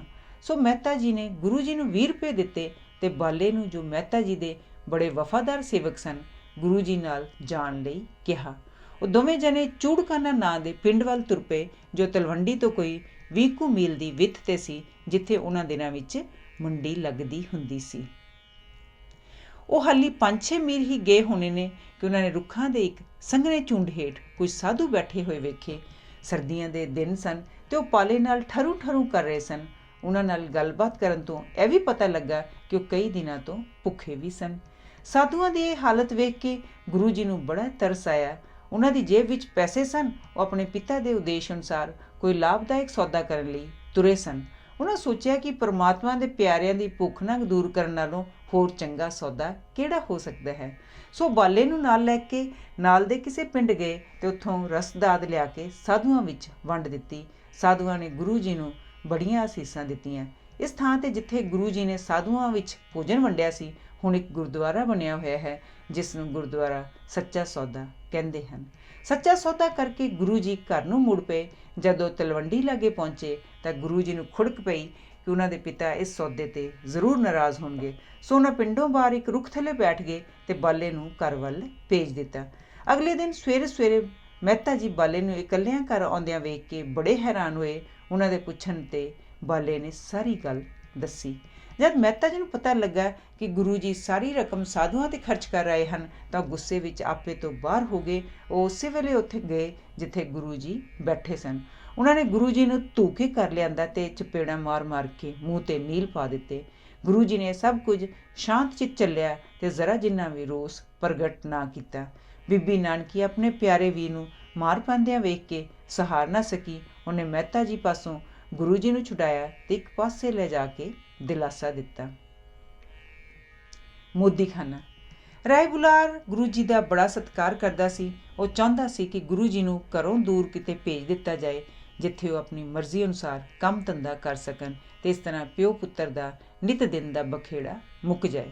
ਉਹਨਾਂ ਦੀ ਭੈਣ ਨਾਨਕੀ ਦਾ ਵਿਆਹ ਹੋ ਚੁੱਕਾ ਸੀ। ਉਹਦਾ ਪਤੀ ਜੈ ਰਾਮ ਸੁਲਤਾਨਪੁਰ ਦੇ ਹਾਕਮ ਦੌਲਤ ਖਾਂ ਲੋਧੀ ਪਾਸ ਚੰਗੇ ਅਹੁਦੇ 'ਤੇ ਨੌਕਰ ਸੀ। ਉਨੀ ਦਿਨ ਜੈ ਰਾਮ ਕਿਸੇ ਕੰਮ ਤਲਵੰਡੀ ਆਇਆ ਹੋਇਆ ਸੀ। ਰਾਏ ਬੁਲਾਰ ਨੇ ਉਹਨੂੰ ਸਲਾਹ ਦਿੱਤੀ ਕਿ ਉਹ ਗੁਰੂ ਜੀ ਨੂੰ ਸੁਲਤਾਨਪੁਰ ਲੈ ਜਾਏ ਤੇ ਉੱਥੇ ਕਿਸੇ ਸਰਕਾਰੀ ਨੌਕਰੀ 'ਤੇ ਲਵਾ ਦੇਵੇ। ਜੈ ਰਾਮ ਨੂੰ ਇਹ ਸਲਾਹ ਪਸੰਦ ਆਈ। ਉਹਨੇ ਮਹਿਤਾ ਜੀ ਨੂੰ ਇਸ ਗੱਲ 'ਤੇ ਰਜ਼ਾਮੰਦ ਕਰ ਲਿਆ। ਜੈ ਰਾਮ ਨੇ ਸੁਲਤਾਨਪੁਰ ਜਾ ਕੇ ਗੁਰੂ ਜੀ ਲਈ ਜਲਦੀ ਹੀ ਨੌਕਰੀ ਦਾ ਪ੍ਰਬੰਧ ਕਰ ਦਿੱਤਾ ਤੇ ਉਹਨਾਂ ਨੂੰ ਆਪਣੇ ਪਾਸ ਸੱਦ ਲਿਆ। ਇਹ 1484 ਈਸਵੀ ਦੀ ਗੱਲ ਹੈ। ਇਸ ਵੇਲੇ ਗੁਰੂ ਜੀ ਦੀ ਉਮਰ 15 ਸਾਲ ਸੀ। ਗੁਰੂ ਜੀ ਦੌਲਤ ਖਾਂ ਪਾਸ ਪੇਸ਼ ਹੋਏ। ਉਹ ਗੁਰੂ ਜੀ ਦੀ ਸ਼ਖਸੀਅਤ, ਯੋਗਤਾ ਤੇ ਨੁਹਾਰ ਵੇਖ ਕੇ ਬੜਾ ਪ੍ਰਭਾਵਿਤ ਹੋਇਆ। ਉਹਨੇ ਉਸੇ ਵੇਲੇ ਉਹਨਾਂ ਨੂੰ ਮੋਦੀਖਾਨੇ ਦਾ ਪ੍ਰਬੰਧ ਸੌਂਪ ਦਿੱਤਾ। ਉਹਨਾਂ ਸਮਿਆਂ ਵਿੱਚ ਜ਼ਮੀਨ ਦਾ ਮਾਲੀਆ ਅਨਾਜ ਦੇ ਰੂਪ ਵਿੱਚ ਲਿਆ ਜਾਂਦਾ ਸੀ। ਇਹ ਅਨਾਜ ਮੋਦੀਖਾਨੇ ਵਿੱਚ ਜਮ੍ਹਾਂ ਹੁੰਦਾ ਸੀ। ਉੱਥੋਂ ਉਹ ਨਵਾਬ ਦੇ ਘਰ ਲਈ ਤੇ ਫੌਜ ਆਦਿ ਲਈ ਭੇਜਿਆ ਜਾਂਦਾ ਸੀ ਤੇ ਬਾਕੀ ਦਾ ਲੋਕਾਂ ਵਿੱਚ ਵੇਚ ਦਿੱਤਾ ਜਾਂਦਾ ਸੀ। ਇਹ ਕੰਮ ਗੁਰੂ ਜੀ ਨੂੰ ਪਸੰਦ ਆਇਆ ਕਿਉਂਕਿ ਉਹਨਾਂ ਦੇ ਸੁਭਾਅ ਅਨੁਸਾਰ ਸੀ। ਉਹ ਗਰੀਬ ਗੁਰਬਿਆਂ ਵਿੱਚ ਖੁੱਲ੍ਹੇ ਦਿਲ ਨਾਲ ਅਨਾਜ ਵੰਡ ਦਿੰਦੇ ਸਨ। ਆਪਣੇ ਨੇਕ ਸੁਭਾਅ, ਇਮਾਨਦਾਰੀ ਤੇ ਸੁਚੱਜੇ ਵਰਤਾਓ ਕਾਰਨ ਉਹਨਾਂ ਨੇ ਲੋਕਾਂ ਦੇ ਮਨਾਂ ਵਿੱਚ ਘਰ ਕਰ ਲਿਆ। ਸੁਲਤਾਨਪੁਰ ਰਹਿੰਦਿਆਂ ਉਹਨਾਂ ਦਾ ਨਿੱਤ ਦਾ ਨੇਮ ਇਹ ਸੀ ਕਿ ਸਵੇਰੇ ਮੂੰਹ ਹਨੇਰੇ ਉੱਠਦੇ, ਬੇਈਂ ਨਦੀ 'ਤੇ ਜਾ ਕੇ ਇਸ਼ਨਾਨ ਕਰਦੇ ਤੇ ਲਾਗੇ ਦੇ ਜੰਗਲ ਵਿੱਚ ਤਾਰਿਆਂ ਦੀ ਲੋਅ ਥੱਲੇ ਬੈਠ ਕੇ ਕੁਦਰਤ ਦੀ ਸੁੰਦਰਤਾ ਦਾ ਆਨੰਦ ਲੈਂਦੇ। ਫਿਰ ਸੂਰਜ ਚੜ੍ਹਨ ਵੇਲੇ ਘਰ ਮੁੜ ਆਉਂਦੇ। ਉੱਥੋਂ ਤਿਆਰ ਹੋ ਕੇ ਮੋਦੀਖਾਨੇ ਨੂੰ ਚਲੇ ਜਾਂਦੇ। ਹੱਥਾਂ ਨਾਲ ਤੱਕੜੀ ਤੋਲਦੇ, ਪਰ ਉਹਨਾਂ ਦੀ ਸੁਰਤ ਪਰਮਾਤਮਾ ਦੀ ਯਾਦ ਵਿੱਚ ਲੀਨ ਰਹਿੰਦੀ। ਅਨਾਜ ਤੋਲਦੇ ਤੋਲਦੇ ਜਦੋਂ 13 'ਤੇ ਪਹੁੰਚਦੇ ਤਾਂ 13 ਭਾਵ ਸਭ ਕੁਝ ਪਰਮਾਤਮਾ ਦਾ ਹੈ ਕਹਿੰਦੇ ਗਾਹਕ ਨੂੰ ਉਹਦੀ ਮੰਗ ਤੋਂ ਕਿੰਨਾ ਹੀ ਵੱਧ ਤੋਲ ਦਿੰਦੇ। ਸ਼ਾਮ ਵੇਲੇ ਕੰਮਕਾਜ ਤੋਂ ਵਿਹਲੇ ਹੋ ਕੇ ਉਹ ਫਿਰ ਜੰਗਲ ਦੀ ਇਕਾਂਤ ਵਿੱਚ ਚਲੇ ਜਾਂਦੇ ਤੇ ਕੁਦਰਤ ਦੀ ਸੁੰਦਰਤਾ ਵਿੱਚ ਇੱਕਮਿਕ ਹੋ ਜਾਂਦੇ। ਜੇ ਉੱਥੇ ਕਿਤੇ ਕੋਈ ਸਾਧ ਸੰਤ ਮਿਲ ਜਾਂਦਾ ਤਾਂ ਉਹਦੇ ਲਈ ਖਾਣ ਪੀਣ ਦਾ ਪ੍ਰਬੰਧ ਕਰ ਦਿੰਦੇ। ਇਸ ਤਰ੍ਹਾਂ ਉਹ ਆਪਣੀ ਕਮਾਈ ਦਾ ਕਾਫੀ ਹਿੱਸਾ ਖਰਚ ਕਰ ਦਿੰਦੇ। ਨਾਨਕੀ ਜੀ ਨੇ ਸੋਚਿਆ ਕਿ ਜੇ ਗੁਰੂ ਜੀ ਦਾ ਵਿਆਹ ਕਰ ਦਿੱਤਾ ਜਾਏ ਤਾਂ ਉਹ ਆਪਣੀ ਜ਼ਿੰਮੇਵਾਰੀ ਮਹਿਸੂਸ ਕਰਨ ਲੱਗ ਪੈਣਗੇ ਤੇ ਫਿਰ ਨਾ ਹੀ ਫਕੀਰਾਂ ਦੇ ਮਗਰ ਲੱਗਣਗੇ ਤੇ ਨਾ ਹੀ ਆਪਣੀ ਕਮਾਈ ਫਜ਼ੂਲ ਗਵਾਉਣਗੇ। ਸੋ ਉਹਨਾਂ ਆਪਣੇ ਮਾਤਾ ਪਿਤਾ ਨਾਲ ਸਲਾਹ ਕਰਕੇ ਗੁਰੂ ਜੀ ਦਾ ਵਿਆਹ ਬਟਾਲੇ ਦੇ ਰਹਿਣ ਵਾਲੇ ਭਾਈ ਮੂਲਾ ਜੀ ਦੀ ਲੜਕੀ ਸੁਲੱਖਣੀ ਜੀ ਨਾਲ ਕਰ ਦਿੱਤਾ। ਇਸ ਵੇਲੇ ਉਹਨਾਂ ਦੀ ਉਮਰ 19 ਸਾਲ ਸੀ। ਉਹਨਾਂ ਦੇ ਵਿਆਹ 'ਤੇ ਉਹਨਾਂ ਦੇ ਬਚਪਨ ਦੇ ਸਾਥੀ ਬਾਲਾ, ਮਰਦਾਨਾ, ਸੀਹਾ, ਭਗੀਰਥ, ਮਨਸੂਖ ਆਦਿ ਵੀ ਆਏ। ਮਰਦਾਨਾ ਤਲਵੰਡੀ ਦੇ ਇੱਕ ਮਰਾਸੀ ਖਾਨਦਾਨ ਵਿੱਚੋਂ ਸੀ। ਉਹਨੂੰ ਸ਼ੁਰੂ ਤੋਂ ਹੀ ਸੰਗੀਤ ਨਾਲ ਬੜਾ ਪਿਆਰ ਸੀ। ਉਹਨੇ ਗੁਰੂ ਜੀ ਪਾਸੋਂ ਵਿਆਹ ਦੀ ਸੁਗਾਤ ਮੰਗੀ। ਗੁਰੂ ਜੀ ਨੇ ਉਹਨੂੰ ਇੱਕ ਸੁੰਦਰ ਰਬਾਬ ਲੈ ਦਿੱਤੀ। ਕੰਮ ਤੋਂ ਵਿਹਲੇ ਹੋ ਕੇ ਹਰ ਰੋਜ਼ ਸੰਧਿਆ ਵੇਲੇ ਸਭ ਦੋਸਤ ਮਿੱਤਰ ਇਕੱਠੇ ਹੋ ਕੇ ਸਤਸੰਗ ਕਰਦੇ। ਗੁਰੂ ਜੀ ਆਪਣੀ ਮਨੋਹਰ ਬਾਣੀ ਗਾਉਂਦੇ ਤੇ ਮਰਦਾਨਾ ਰਬਾਬ ਵਜਾਉਂਦਾ। ਇਸ ਤਰ੍ਹਾਂ ਦਿਨ ਲੰਘਦੇ ਗਏ। ਇਹ ਗੁਰੂ ਜੀ ਦੇ ਜੀਵਨ ਦੇ ਸਭ ਤੋਂ ਰੰਗੀਨ ਦਿਨ ਸਨ। ਵਿਆਹ ਤੋਂ 5-6 ਸਾਲ ਪਿੱਛੋਂ 1494 ਵਿੱਚ ਸ਼੍ਰੀ ਚੰਦ ਨੇ ਤੇ ਇਸ ਤੋਂ 3 ਸਾਲ ਪਿੱਛੋਂ ਲਖਮੀ ਚੰਦ ਨੇ ਉਹਨਾਂ ਦੇ ਘਰ ਜਨਮ ਲਿਆ। ਕਈ ਆਦਮੀ ਕਿਸੇ ਦਾ ਆਦਰ ਮਾਣ ਹੁੰਦਾ ਵੇਖ ਕੇ ਸਹਾਰ ਨਹੀਂ ਸਕਦੇ। ਇਹੋ ਜਿਹੇ ਕੁਝ ਬੰਦਿਆਂ ਨੇ ਨਵਾਬ ਪਾਸ ਜਾ ਸ਼ਿਕਾਇਤ ਕੀਤੀ ਕਿ ਗੁਰੂ ਜੀ ਮੋਦੀਖਾਨੇ ਦਾ ਸਾਰਾ ਸਮਾਨ ਲੁਟਾਈ ਜਾਂਦੇ ਹਨ ਤੇ ਜੇ ਇਹੋ ਜਿਹੀ ਹਾਲਤ ਥੋੜ੍ਹਾ ਚਿਰ ਹੋਰ ਰਹੀ ਤਾਂ ਮੋਦੀਖਾਨੇ ਦਾ ਦਿਵਾਲਾ ਕਢਾ ਦੇਣਗੇ। ਨਵਾਬ ਨੇ 2-3 ਵਾਰੀ ਹਿਸਾਬ ਕਿਤਾਬ ਦੀ ਪੜਤਾਲ ਕਰਵਾਈ ਪਰ ਹਰ ਵਾਰੀ ਪੈਸੇ ਵੱਧ ਨਿਕਲਦੇ ਸਨ। ਨਵਾਬ ਨੇ ਚੁਗਲਖੋਰਾਂ ਨੂੰ ਬੜਾ ਸ਼ਰਮਿੰਦਾ ਕੀਤਾ ਤੇ ਨਵਾਬ ਦੇ ਮਨ ਵਿੱਚ ਗੁਰੂ ਜੀ ਦੀ ਕਦਰ ਪਹਿਲਾਂ ਨਾਲੋਂ ਵੀ ਵੱਧ ਗਈ। ਸੱਚਖੰਡ। ਇੱਕ ਦਿਨ ਹਰ ਰੋਜ਼ ਵਾਂਗ ਗੁਰੂ ਜੀ ਬੇਈ ਨਦੀ ਤੇ ਇਸ਼ਨਾਨ ਕਰਨ ਲਈ ਚਲੇ ਗਏ। ਉਹਨਾਂ ਨੇ ਨਦੀ ਦੇ ਕੰਢੇ ਤੇ ਆਪਣੇ ਕੱਪੜੇ ਲਾਏ ਤੇ ਨਦੀ ਵਿੱਚ ਚੁੱਭੀ ਮਾਰੀ। ਉਸ ਦਿਨ ਗੁਰੂ ਜੀ ਵੇਲੇ ਘਰ ਨਾ ਪਹੁੰਚੇ। ਘਰਦਿਆਂ ਨੂੰ ਬੜੀ ਘਬਰਾਹਟ ਹੋਈ। ਉਹ ਗੁਰੂ ਜੀ ਨੂੰ ਲੱਭਣ ਲਈ ਚਲੇ ਗਏ। ਉਹਨਾਂ ਦੇ ਕੱਪੜੇ ਨਦੀ ਦੇ ਕੰਢੇ ਤੇ ਪਏ ਸਨ ਪਰ ਉਹਨਾਂ ਦਾ ਖੁਰਾ ਖੋਜ ਆਪਣਾ ਨਹੀਂ ਸੀ ਦਿਸਦਾ। ਲੋਕਾਂ ਸਮਝਿਆ ਕਿ ਗੁਰੂ ਜੀ ਡੁੱਬ ਗਏ ਹਨ। ਇਸ ਤੇ ਸਾਰੇ ਸ਼ਹਿਰ ਵਿੱਚ ਉਦਾਸੀ ਛਾ ਗਈ। ਉੱਧਰ ਗੁਰੂ ਜੀ ਕੁਦਰਤ ਦੇ ਆਨੰਦਮਈ ਸਵਰਗ ਵਿੱਚ ਪਹੁੰਚੇ। ਉੱਥੇ ਵਾਤਾਵਰਨ ਇੰਨਾ ਦਿਲ ਖਿੱਚਵਾਂ ਸੀ ਕਿ ਉਹਨਾਂ ਦੇ ਲਿਵ ਪਰਮਾਤਮਾ ਨਾਲ ਜੁੜ ਗਈ। ਇੱਕ ਪਾਸੇ ਸੀ ਦੁਖੀ ਦੁਨੀਆ ਦੀ ਮਦਦ ਲਈ ਪੁਕਾਰ ਤੇ ਦੂਜੇ ਪਾਸੇ ਸੀ ਸੱਚਖੰਡ, ਜਿੱਥੇ ਹਰ ਥਾਂ ਪਰਮਾਤਮਾ ਦੀ ਮਿਹਰ ਦੀ ਫੁਹਾਰ ਪੈ ਰਹੀ ਸੀ। ਪਰਮਾਤਮਾ ਨੇ ਗੁਰੂ ਜੀ ਨੂੰ ਆਗਿਆ ਕੀਤੀ ਕਿ ਉਹ ਕੁਰਾਹੇ ਪਈ ਹੋਈ ਦੁਖੀ ਤੇ ਨਿਰਾਸ਼ ਦੁਨੀਆ ਨੂੰ ਸੁੱਖ ਸ਼ਾਂਤੀ ਤੇ ਆਸ ਦਾ ਸੁਨੇਹਾ ਦੇਣ ਤੇ ਸੱਚ ਦਾ ਰਾਹ ਵਿਖਾਉਣ। ਗੁਰੂ ਜੀ 7 ਵਚਨ ਕਹਿ ਕੇ ਫਿਰ ਮਾਤਲੂਕ ਵਿੱਚ ਆ ਪਹੁੰਚੇ। ਗੁਰੂ ਜੀ 3 ਦਿਨ ਸਮਾਧੀ ਵਿੱਚ ਰਹੇ ਤੇ ਤੀਜੇ ਦਿਨ ਉਹ ਘਰ ਨੂੰ ਮੁੜ ਆਏ। ਹੁਣ ਉਹਨਾਂ ਦੇ ਚਿਹਰੇ ਤੇ ਉਦਾਸੀ ਦੀ ਥਾਂ ਇੱਕ ਇਲਾਹੀ ਨੂਰ ਸੀ ਤੇ ਅੱਖਾਂ ਵਿੱਚ ਇੱਕ ਅਨੋਖੀ ਚਮਕ ਸੀ। ਉਹਨਾਂ ਘਰ ਆਉਂਦਿਆਂ ਹੀ ਆਪਣਾ ਤਨ ਅਤੇ ਘਰ ਦਾ ਹੋਰ ਸਾਜ਼ ਸਮਾਨ ਗਰੀਬ ਗੁਰਬਿਆਂ ਵਿੱਚ ਵੰਡ ਦਿੱਤਾ। ਉਹਨਾਂ ਆਪਣਾ ਘਰੇਲੂ ਜੀਵਨ ਤਿਆਗ ਕੇ ਸੁਲਤਾਨਪੁਰ ਤੋਂ ਬਾਹਰ ਜੰਗਲ ਵਿੱਚ ਇੱਕ ਰੁੱਖ ਥੱਲੇ ਡੇਰਾ ਲਾ ਲਿਆ। ਉਹਨਾਂ ਦਾ ਸਾਥੀ ਮਰਦਾਨਾ ਵੀ ਉਹਨਾਂ ਨਾਲ ਹੀ ਤੁਰ ਪਿਆ। ਸਾਰਾ ਦਿਨ ਉਹ ਸਮਾਧੀ ਵਿੱਚ ਰਹੇ। ਅਗਲੇ ਦਿਨ ਜਦੋਂ ਆਪਣੇ ਆਪ ਵਿੱਚ ਆਏ ਤਾਂ ਉਹਨਾਂ ਦੇ ਮੂੰਹੋਂ ਇਹ ਸ਼ਬਦ ਸਨ, ਨਾ ਕੋਈ ਹਿੰਦੂ ਨਾ ਮੁਸਲਮਾਨ।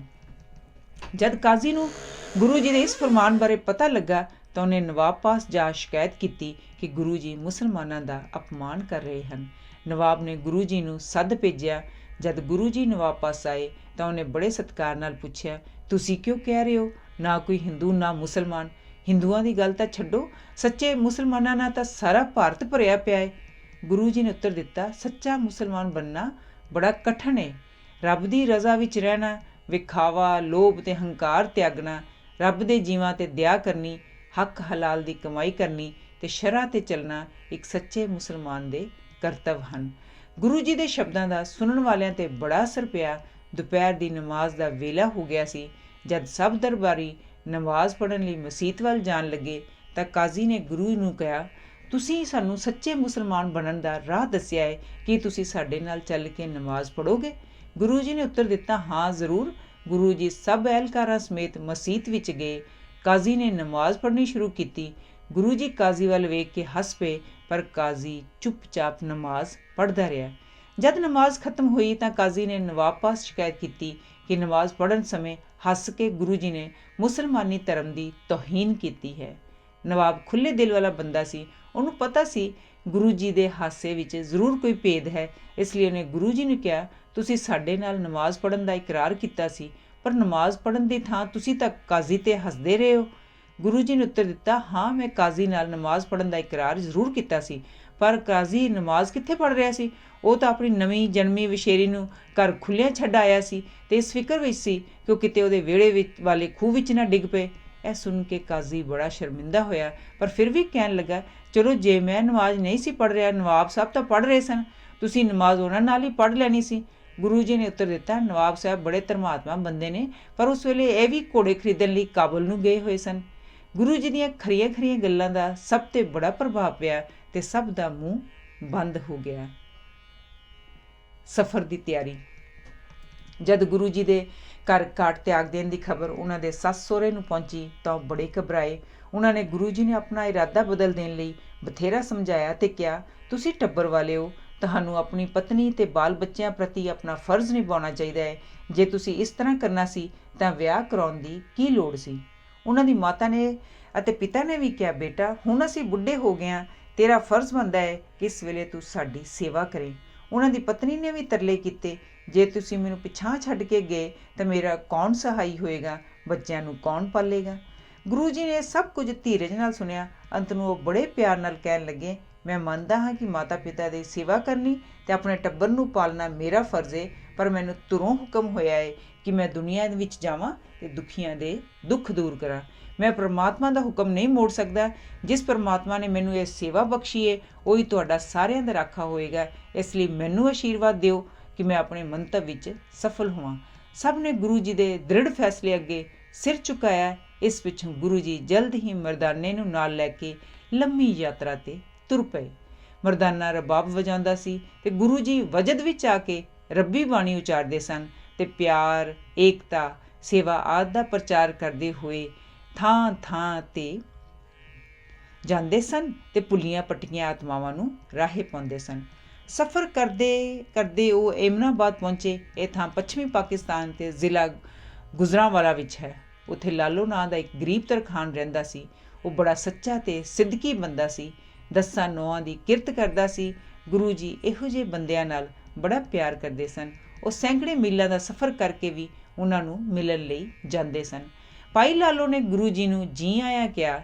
ਉਹਨਾਂ ਦੇ ਘਰ ਇੱਕੋ ਇੱਕ ਮੰਜੀ ਸੀ। ਉਸ 'ਤੇ ਗੁਰੂ ਜੀ ਨੂੰ ਬਿਠਾ ਕੇ ਉਹ ਚੌਂਕੇ ਵਿੱਚ ਉਹਨਾਂ ਲਈ ਖਾਣਾ ਤਿਆਰ ਕਰਨ ਵਿੱਚ ਰੁੱਝ ਗਿਆ।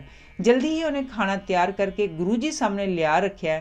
ਗੁਰੂ ਜੀ ਨੇ ਪ੍ਰਸ਼ਾਦ ਬੜੇ ਪ੍ਰੇਮ ਨਾਲ ਛਕਿਆ, ਪਰ ਮਰਦਾਨਾ ਬੜਾ ਔਖਿਆਂ ਹੋ ਕੇ ਖਾਂਦਾ ਰਿਹਾ। ਮਰਦਾਨਾ ਅੰਦਰੋਂ ਅੰਦਰ ਹੈਰਾਨ ਸੀ ਕਿ ਗੁਰੂ ਜੀ ਅਮੀਰ ਲੋਕਾਂ ਦਾ ਘਰ ਛੱਡ ਕੇ, ਜਿੱਥੇ ਹਰ ਤਰ੍ਹਾਂ ਦਾ ਆਰਾਮ ਮਿਲ ਸਕਦਾ ਹੈ, ਖਾਣ ਪੀਣ ਲਈ ਕਿਸੇ ਚੀਜ਼ ਦੀ ਥੁੜ ਨਹੀਂ ਹੁੰਦੀ, ਇੱਕ ਗਰੀਬ ਤਰਖਾਣ ਦੇ ਘਰ ਕਿਉਂ ਆ ਠਹਿਰੇ ਹਨ, ਜਿੱਥੇ ਖਾਣ ਨੂੰ ਕੋਦਰੇ ਦੀ ਰੋਟੀ ਅਤੇ ਸਾਗ ਤੋਂ ਸਿਵਾ ਕੁਝ ਵੀ ਨਹੀਂ। ਗੁਰੂ ਜੀ ਮਰਦਾਨੇ ਦੇ ਮਨ ਦੀ ਗੱਲ ਤਾੜ ਗਏ। ਉਹ ਕਹਿਣ ਲੱਗੇ, ਮਰਦਾਨਿਆ, ਲਾਲੋ ਪ੍ਰਭੂ ਦਾ ਪਿਆਰਾ ਏ, 10 ਨੌਆਂ ਦੀ ਕਿਰਤ ਕਰਦਾ ਏ। ਖੂਨ ਪਸੀਨਾ ਇੱਕ ਕਰਕੇ ਕਮਾਈ ਹੋਈ ਰੋਟੀ ਅੰਮ੍ਰਿਤ ਦੇ ਬਰਾਬਰ ਹੁੰਦੀ ਏ। ਜਲਦੀ ਹੀ ਸ਼ਹਿਰ ਵਿੱਚ ਖਬਰ ਫੈਲ ਗਈ ਕਿ ਇੱਕ ਉੱਚ ਕੁਲ ਦਾ ਖੱਤਰੀ ਸਾਧੂ ਨੀਚ ਕੁਲ ਦੇ ਤਰਖਾਣ ਦੇ ਘਰ ਠਹਿਰਿਆ ਹੋਇਆ ਹੈ। ਉੱਥੋਂ ਦੇ ਬ੍ਰਾਹਮਣਾਂ ਅਤੇ ਖੱਤਰੀਆਂ ਨੇ ਇਸ ਵਿੱਚ ਆਪਣੀ ਸਖਤ ਹੇਠੀ ਸਮਝੀ। ਉਹਨਾਂ ਰਲ ਕੇ ਗੁਰੂ ਜੀ ਦੇ ਵਿਰੁੱਧ ਉਸ ਇਲਾਕੇ ਦੇ ਹਾਕਮ ਮਲਕ ਭਾਗੋ ਦੇ ਕੰਨ ਭਰੇ। ਮਲਕ ਬੜਾ ਫਿੱਟਿਆ ਹੋਇਆ ਬੰਦਾ ਸੀ। ਉਹਨੇ ਗਰੀਬਾਂ 'ਤੇ ਜ਼ੁਲਮ ਢਾਹ ਕੇ ਅਤੇ ਉਹਨਾਂ ਦਾ ਲਹੂ ਨਿਚੋੜ ਕੇ ਬੜਾ ਧਨ ਇਕੱਠਾ ਕੀਤਾ ਹੋਇਆ ਸੀ। ਉਸ ਵੇਲੇ ਤਾਂ ਉਹ ਚੁੱਪ ਰਿਹਾ ਅਤੇ ਉਹਨੇ ਗੁਰੂ ਜੀ ਨੂੰ ਕੁਝ ਨਾ ਕਿਹਾ, ਪਰ ਜਲਦੀ ਹੀ ਉਹ ਗੁਰੂ ਜੀ ਨਾਲ ਵਾਰਾ ਵਟਣ ਦਾ ਮੌਕਾ ਮਿਲ ਗਿਆ। ਉਹਨੇ ਇੱਕ ਯੱਗ ਕੀਤਾ, ਜਿਸ ਵਿੱਚ ਉਹਨੇ ਨਾ ਕੇਵਲ ਸ਼ਹਿਰ ਅਤੇ ਪਤਵੰਤਿਆਂ ਨੂੰ, ਬਲਕਿ ਆਸ-ਪਾਸ ਰਹਿਣ ਵਾਲੇ ਬ੍ਰਾਹਮਣਾਂ ਅਤੇ ਸੰਤਾਂ ਸਾਧੂਆਂ ਨੂੰ ਵੀ ਸੱਦਾ ਦਿੱਤਾ। ਉਹਨੇ ਗੁਰੂ ਜੀ ਨੂੰ ਵੀ ਉਚੇਚੇ ਸੁਨੇਹੇ ਰਾਹੀਂ ਸੱਦਿਆ, ਪਰ ਗੁਰੂ ਜੀ ਨੇ ਯੱਗ 'ਤੇ ਆਉਣ ਤੋਂ ਨਾ ਕਰ ਦਿੱਤੀ ਅਤੇ ਕਿਹਾ ਕਿ ਉਹ ਗਰੀਬਾਂ ਦਾ ਲਹੂ ਚੂਸ ਕੇ ਇਕੱਠੇ ਕੀਤੇ ਧਨ ਤੋਂ ਤਿਆਰ ਕੀਤਾ ਭੋਜਨ ਖਾਣ ਲਈ ਰਾਜ਼ੀ ਨਹੀਂ। ਗੁਰੂ ਜੀ ਦਾ ਇਹ ਕੋਰਾ ਜਵਾਬ ਸੁਣ ਕੇ ਮਲਕ ਨੂੰ ਬੜਾ ਤੈਸ਼ ਆਇਆ। ਉਹਨੇ ਆਪਣੇ ਪਿਆਦਿਆਂ ਨੂੰ ਹੁਕਮ ਦਿੱਤਾ ਕਿ ਉਹ ਗੁਰੂ ਜੀ ਨੂੰ ਜ਼ਬਰਦਸਤੀ ਪਕੜ ਕੇ ਲੈ ਆਉਣ। ਜਦ ਪਿਆਦਿਆਂ ਨੇ ਗੁਰੂ ਜੀ ਨੂੰ ਆਪਣੇ ਆਉਣ ਦਾ ਮੰਤਵ ਦੱਸਿਆ ਤਾਂ ਗੁਰੂ ਜੀ ਹੱਸ ਪਏ ਅਤੇ ਕਹਿਣ ਲੱਗੇ, ਚਲੋ ਚਲੀਏ, ਜਿਵੇਂ ਰੱਬ ਦੀ ਰਜ਼ਾ।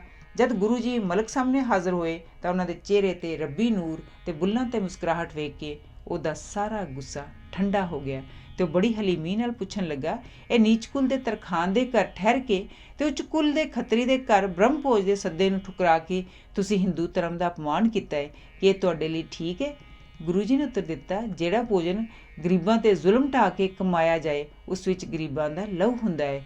ਉਹ ਭੋਜਨ ਮਨ ਵਿੱਚ ਵਕਾਰ ਪੈਦਾ ਕਰਦਾ ਹੈ, ਪਰ 10 ਨੋਹਾਂ ਦੀ ਕਿਰਤ ਕਰਕੇ ਕਮਾਏ ਹੋਏ ਭੋਜਨ ਵਿੱਚ ਅੰਮ੍ਰਿਤ ਹੁੰਦਾ ਹੈ, ਜਿਸ ਨੂੰ ਖਾਣ ਨਾਲ ਮਨ ਸ਼ਾਂਤ ਹੁੰਦਾ ਹੈ। ਇਹ ਕਹਿ ਕੇ ਗੁਰੂ ਜੀ ਨੇ ਇੱਕ ਹੱਥ ਵਿੱਚ ਮਲਕ ਭਾਗੋ ਦਾ ਤਿਆਰ ਕੀਤਾ ਭੋਜਨ, ਦੂਜੇ ਹੱਥ ਵਿੱਚ ਲਾਲੋ ਦੀ ਕੋਦਰੇ ਦੀ ਰੋਟੀ ਲੈ ਕੇ ਨਿਚੋੜਿਆ। ਮਲਕ ਭਾਗੋ ਦੇ ਭੋਜਨ ਵਿੱਚ ਲਹੂ ਦੀ ਅਤੇ ਲਾਲੋ ਦੇ ਭੋਜਨ ਵਿੱਚ ਦੁੱਧ ਦੀ ਧਾਰ ਵਗ ਤੁਰੀ। ਇਹ ਵੇਖ ਕੇ ਇਕੱਠੇ ਹੋਏ ਸਭ ਲੋਕ ਹੱਕੇ ਬੱਕੇ ਰਹਿ ਗਏ। ਮਲਕ ਭਾਗੋ ਗੁਰੂ ਜੀ ਦੇ ਚਰਨਾਂ 'ਤੇ ਟਹਿ ਪਿਆ ਅਤੇ ਉਹਨੇ ਆਪਣੀ ਭੁੱਲ ਬਖਸ਼ਾਈ। ਸੱਜਣ ਠੱਗ।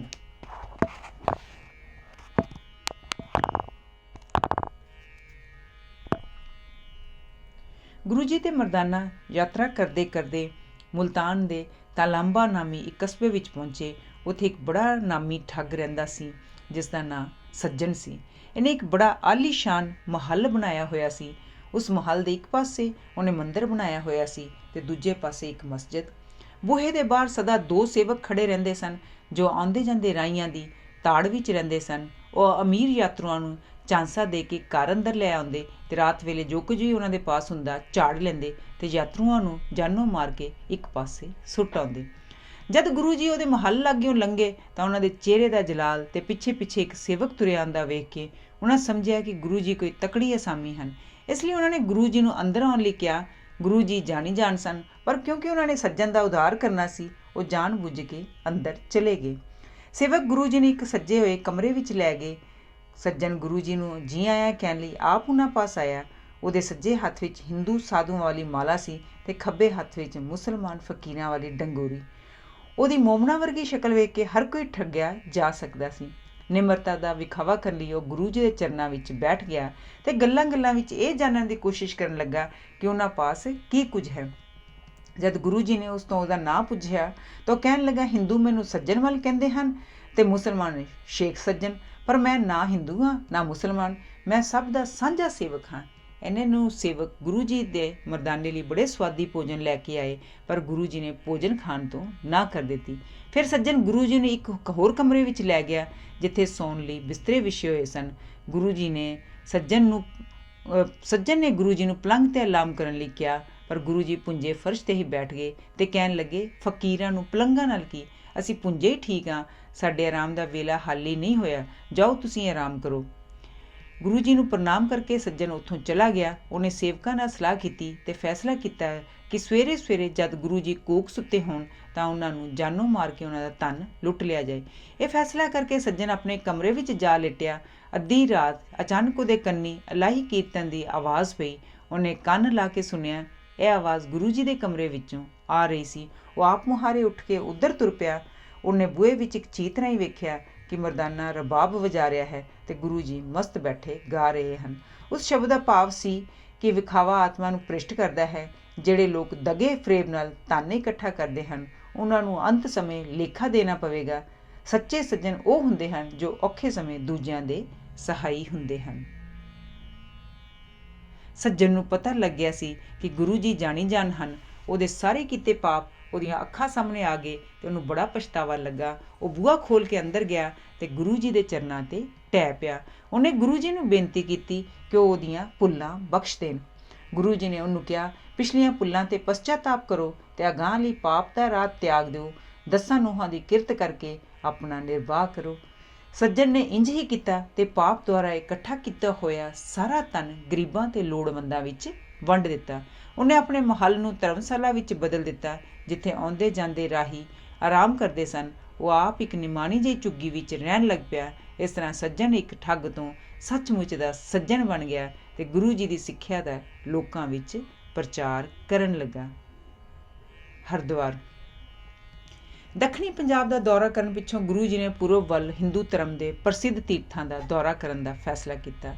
ਗੁਰੂ ਜੀ ਦਾ ਵਿਚਾਰ ਸੀ ਕਿ ਮੇਲਿਆਂ ਤੇ ਲੋਕ ਦੂਰੋਂ ਨੇੜਿਓਂ ਕਾਫੀ ਗਿਣਤੀ ਵਿੱਚ ਆਪਣੇ ਖਿਆਲਾਂ ਦਾ ਪ੍ਰਚਾਰ ਕਰ ਸਕਣਗੇ।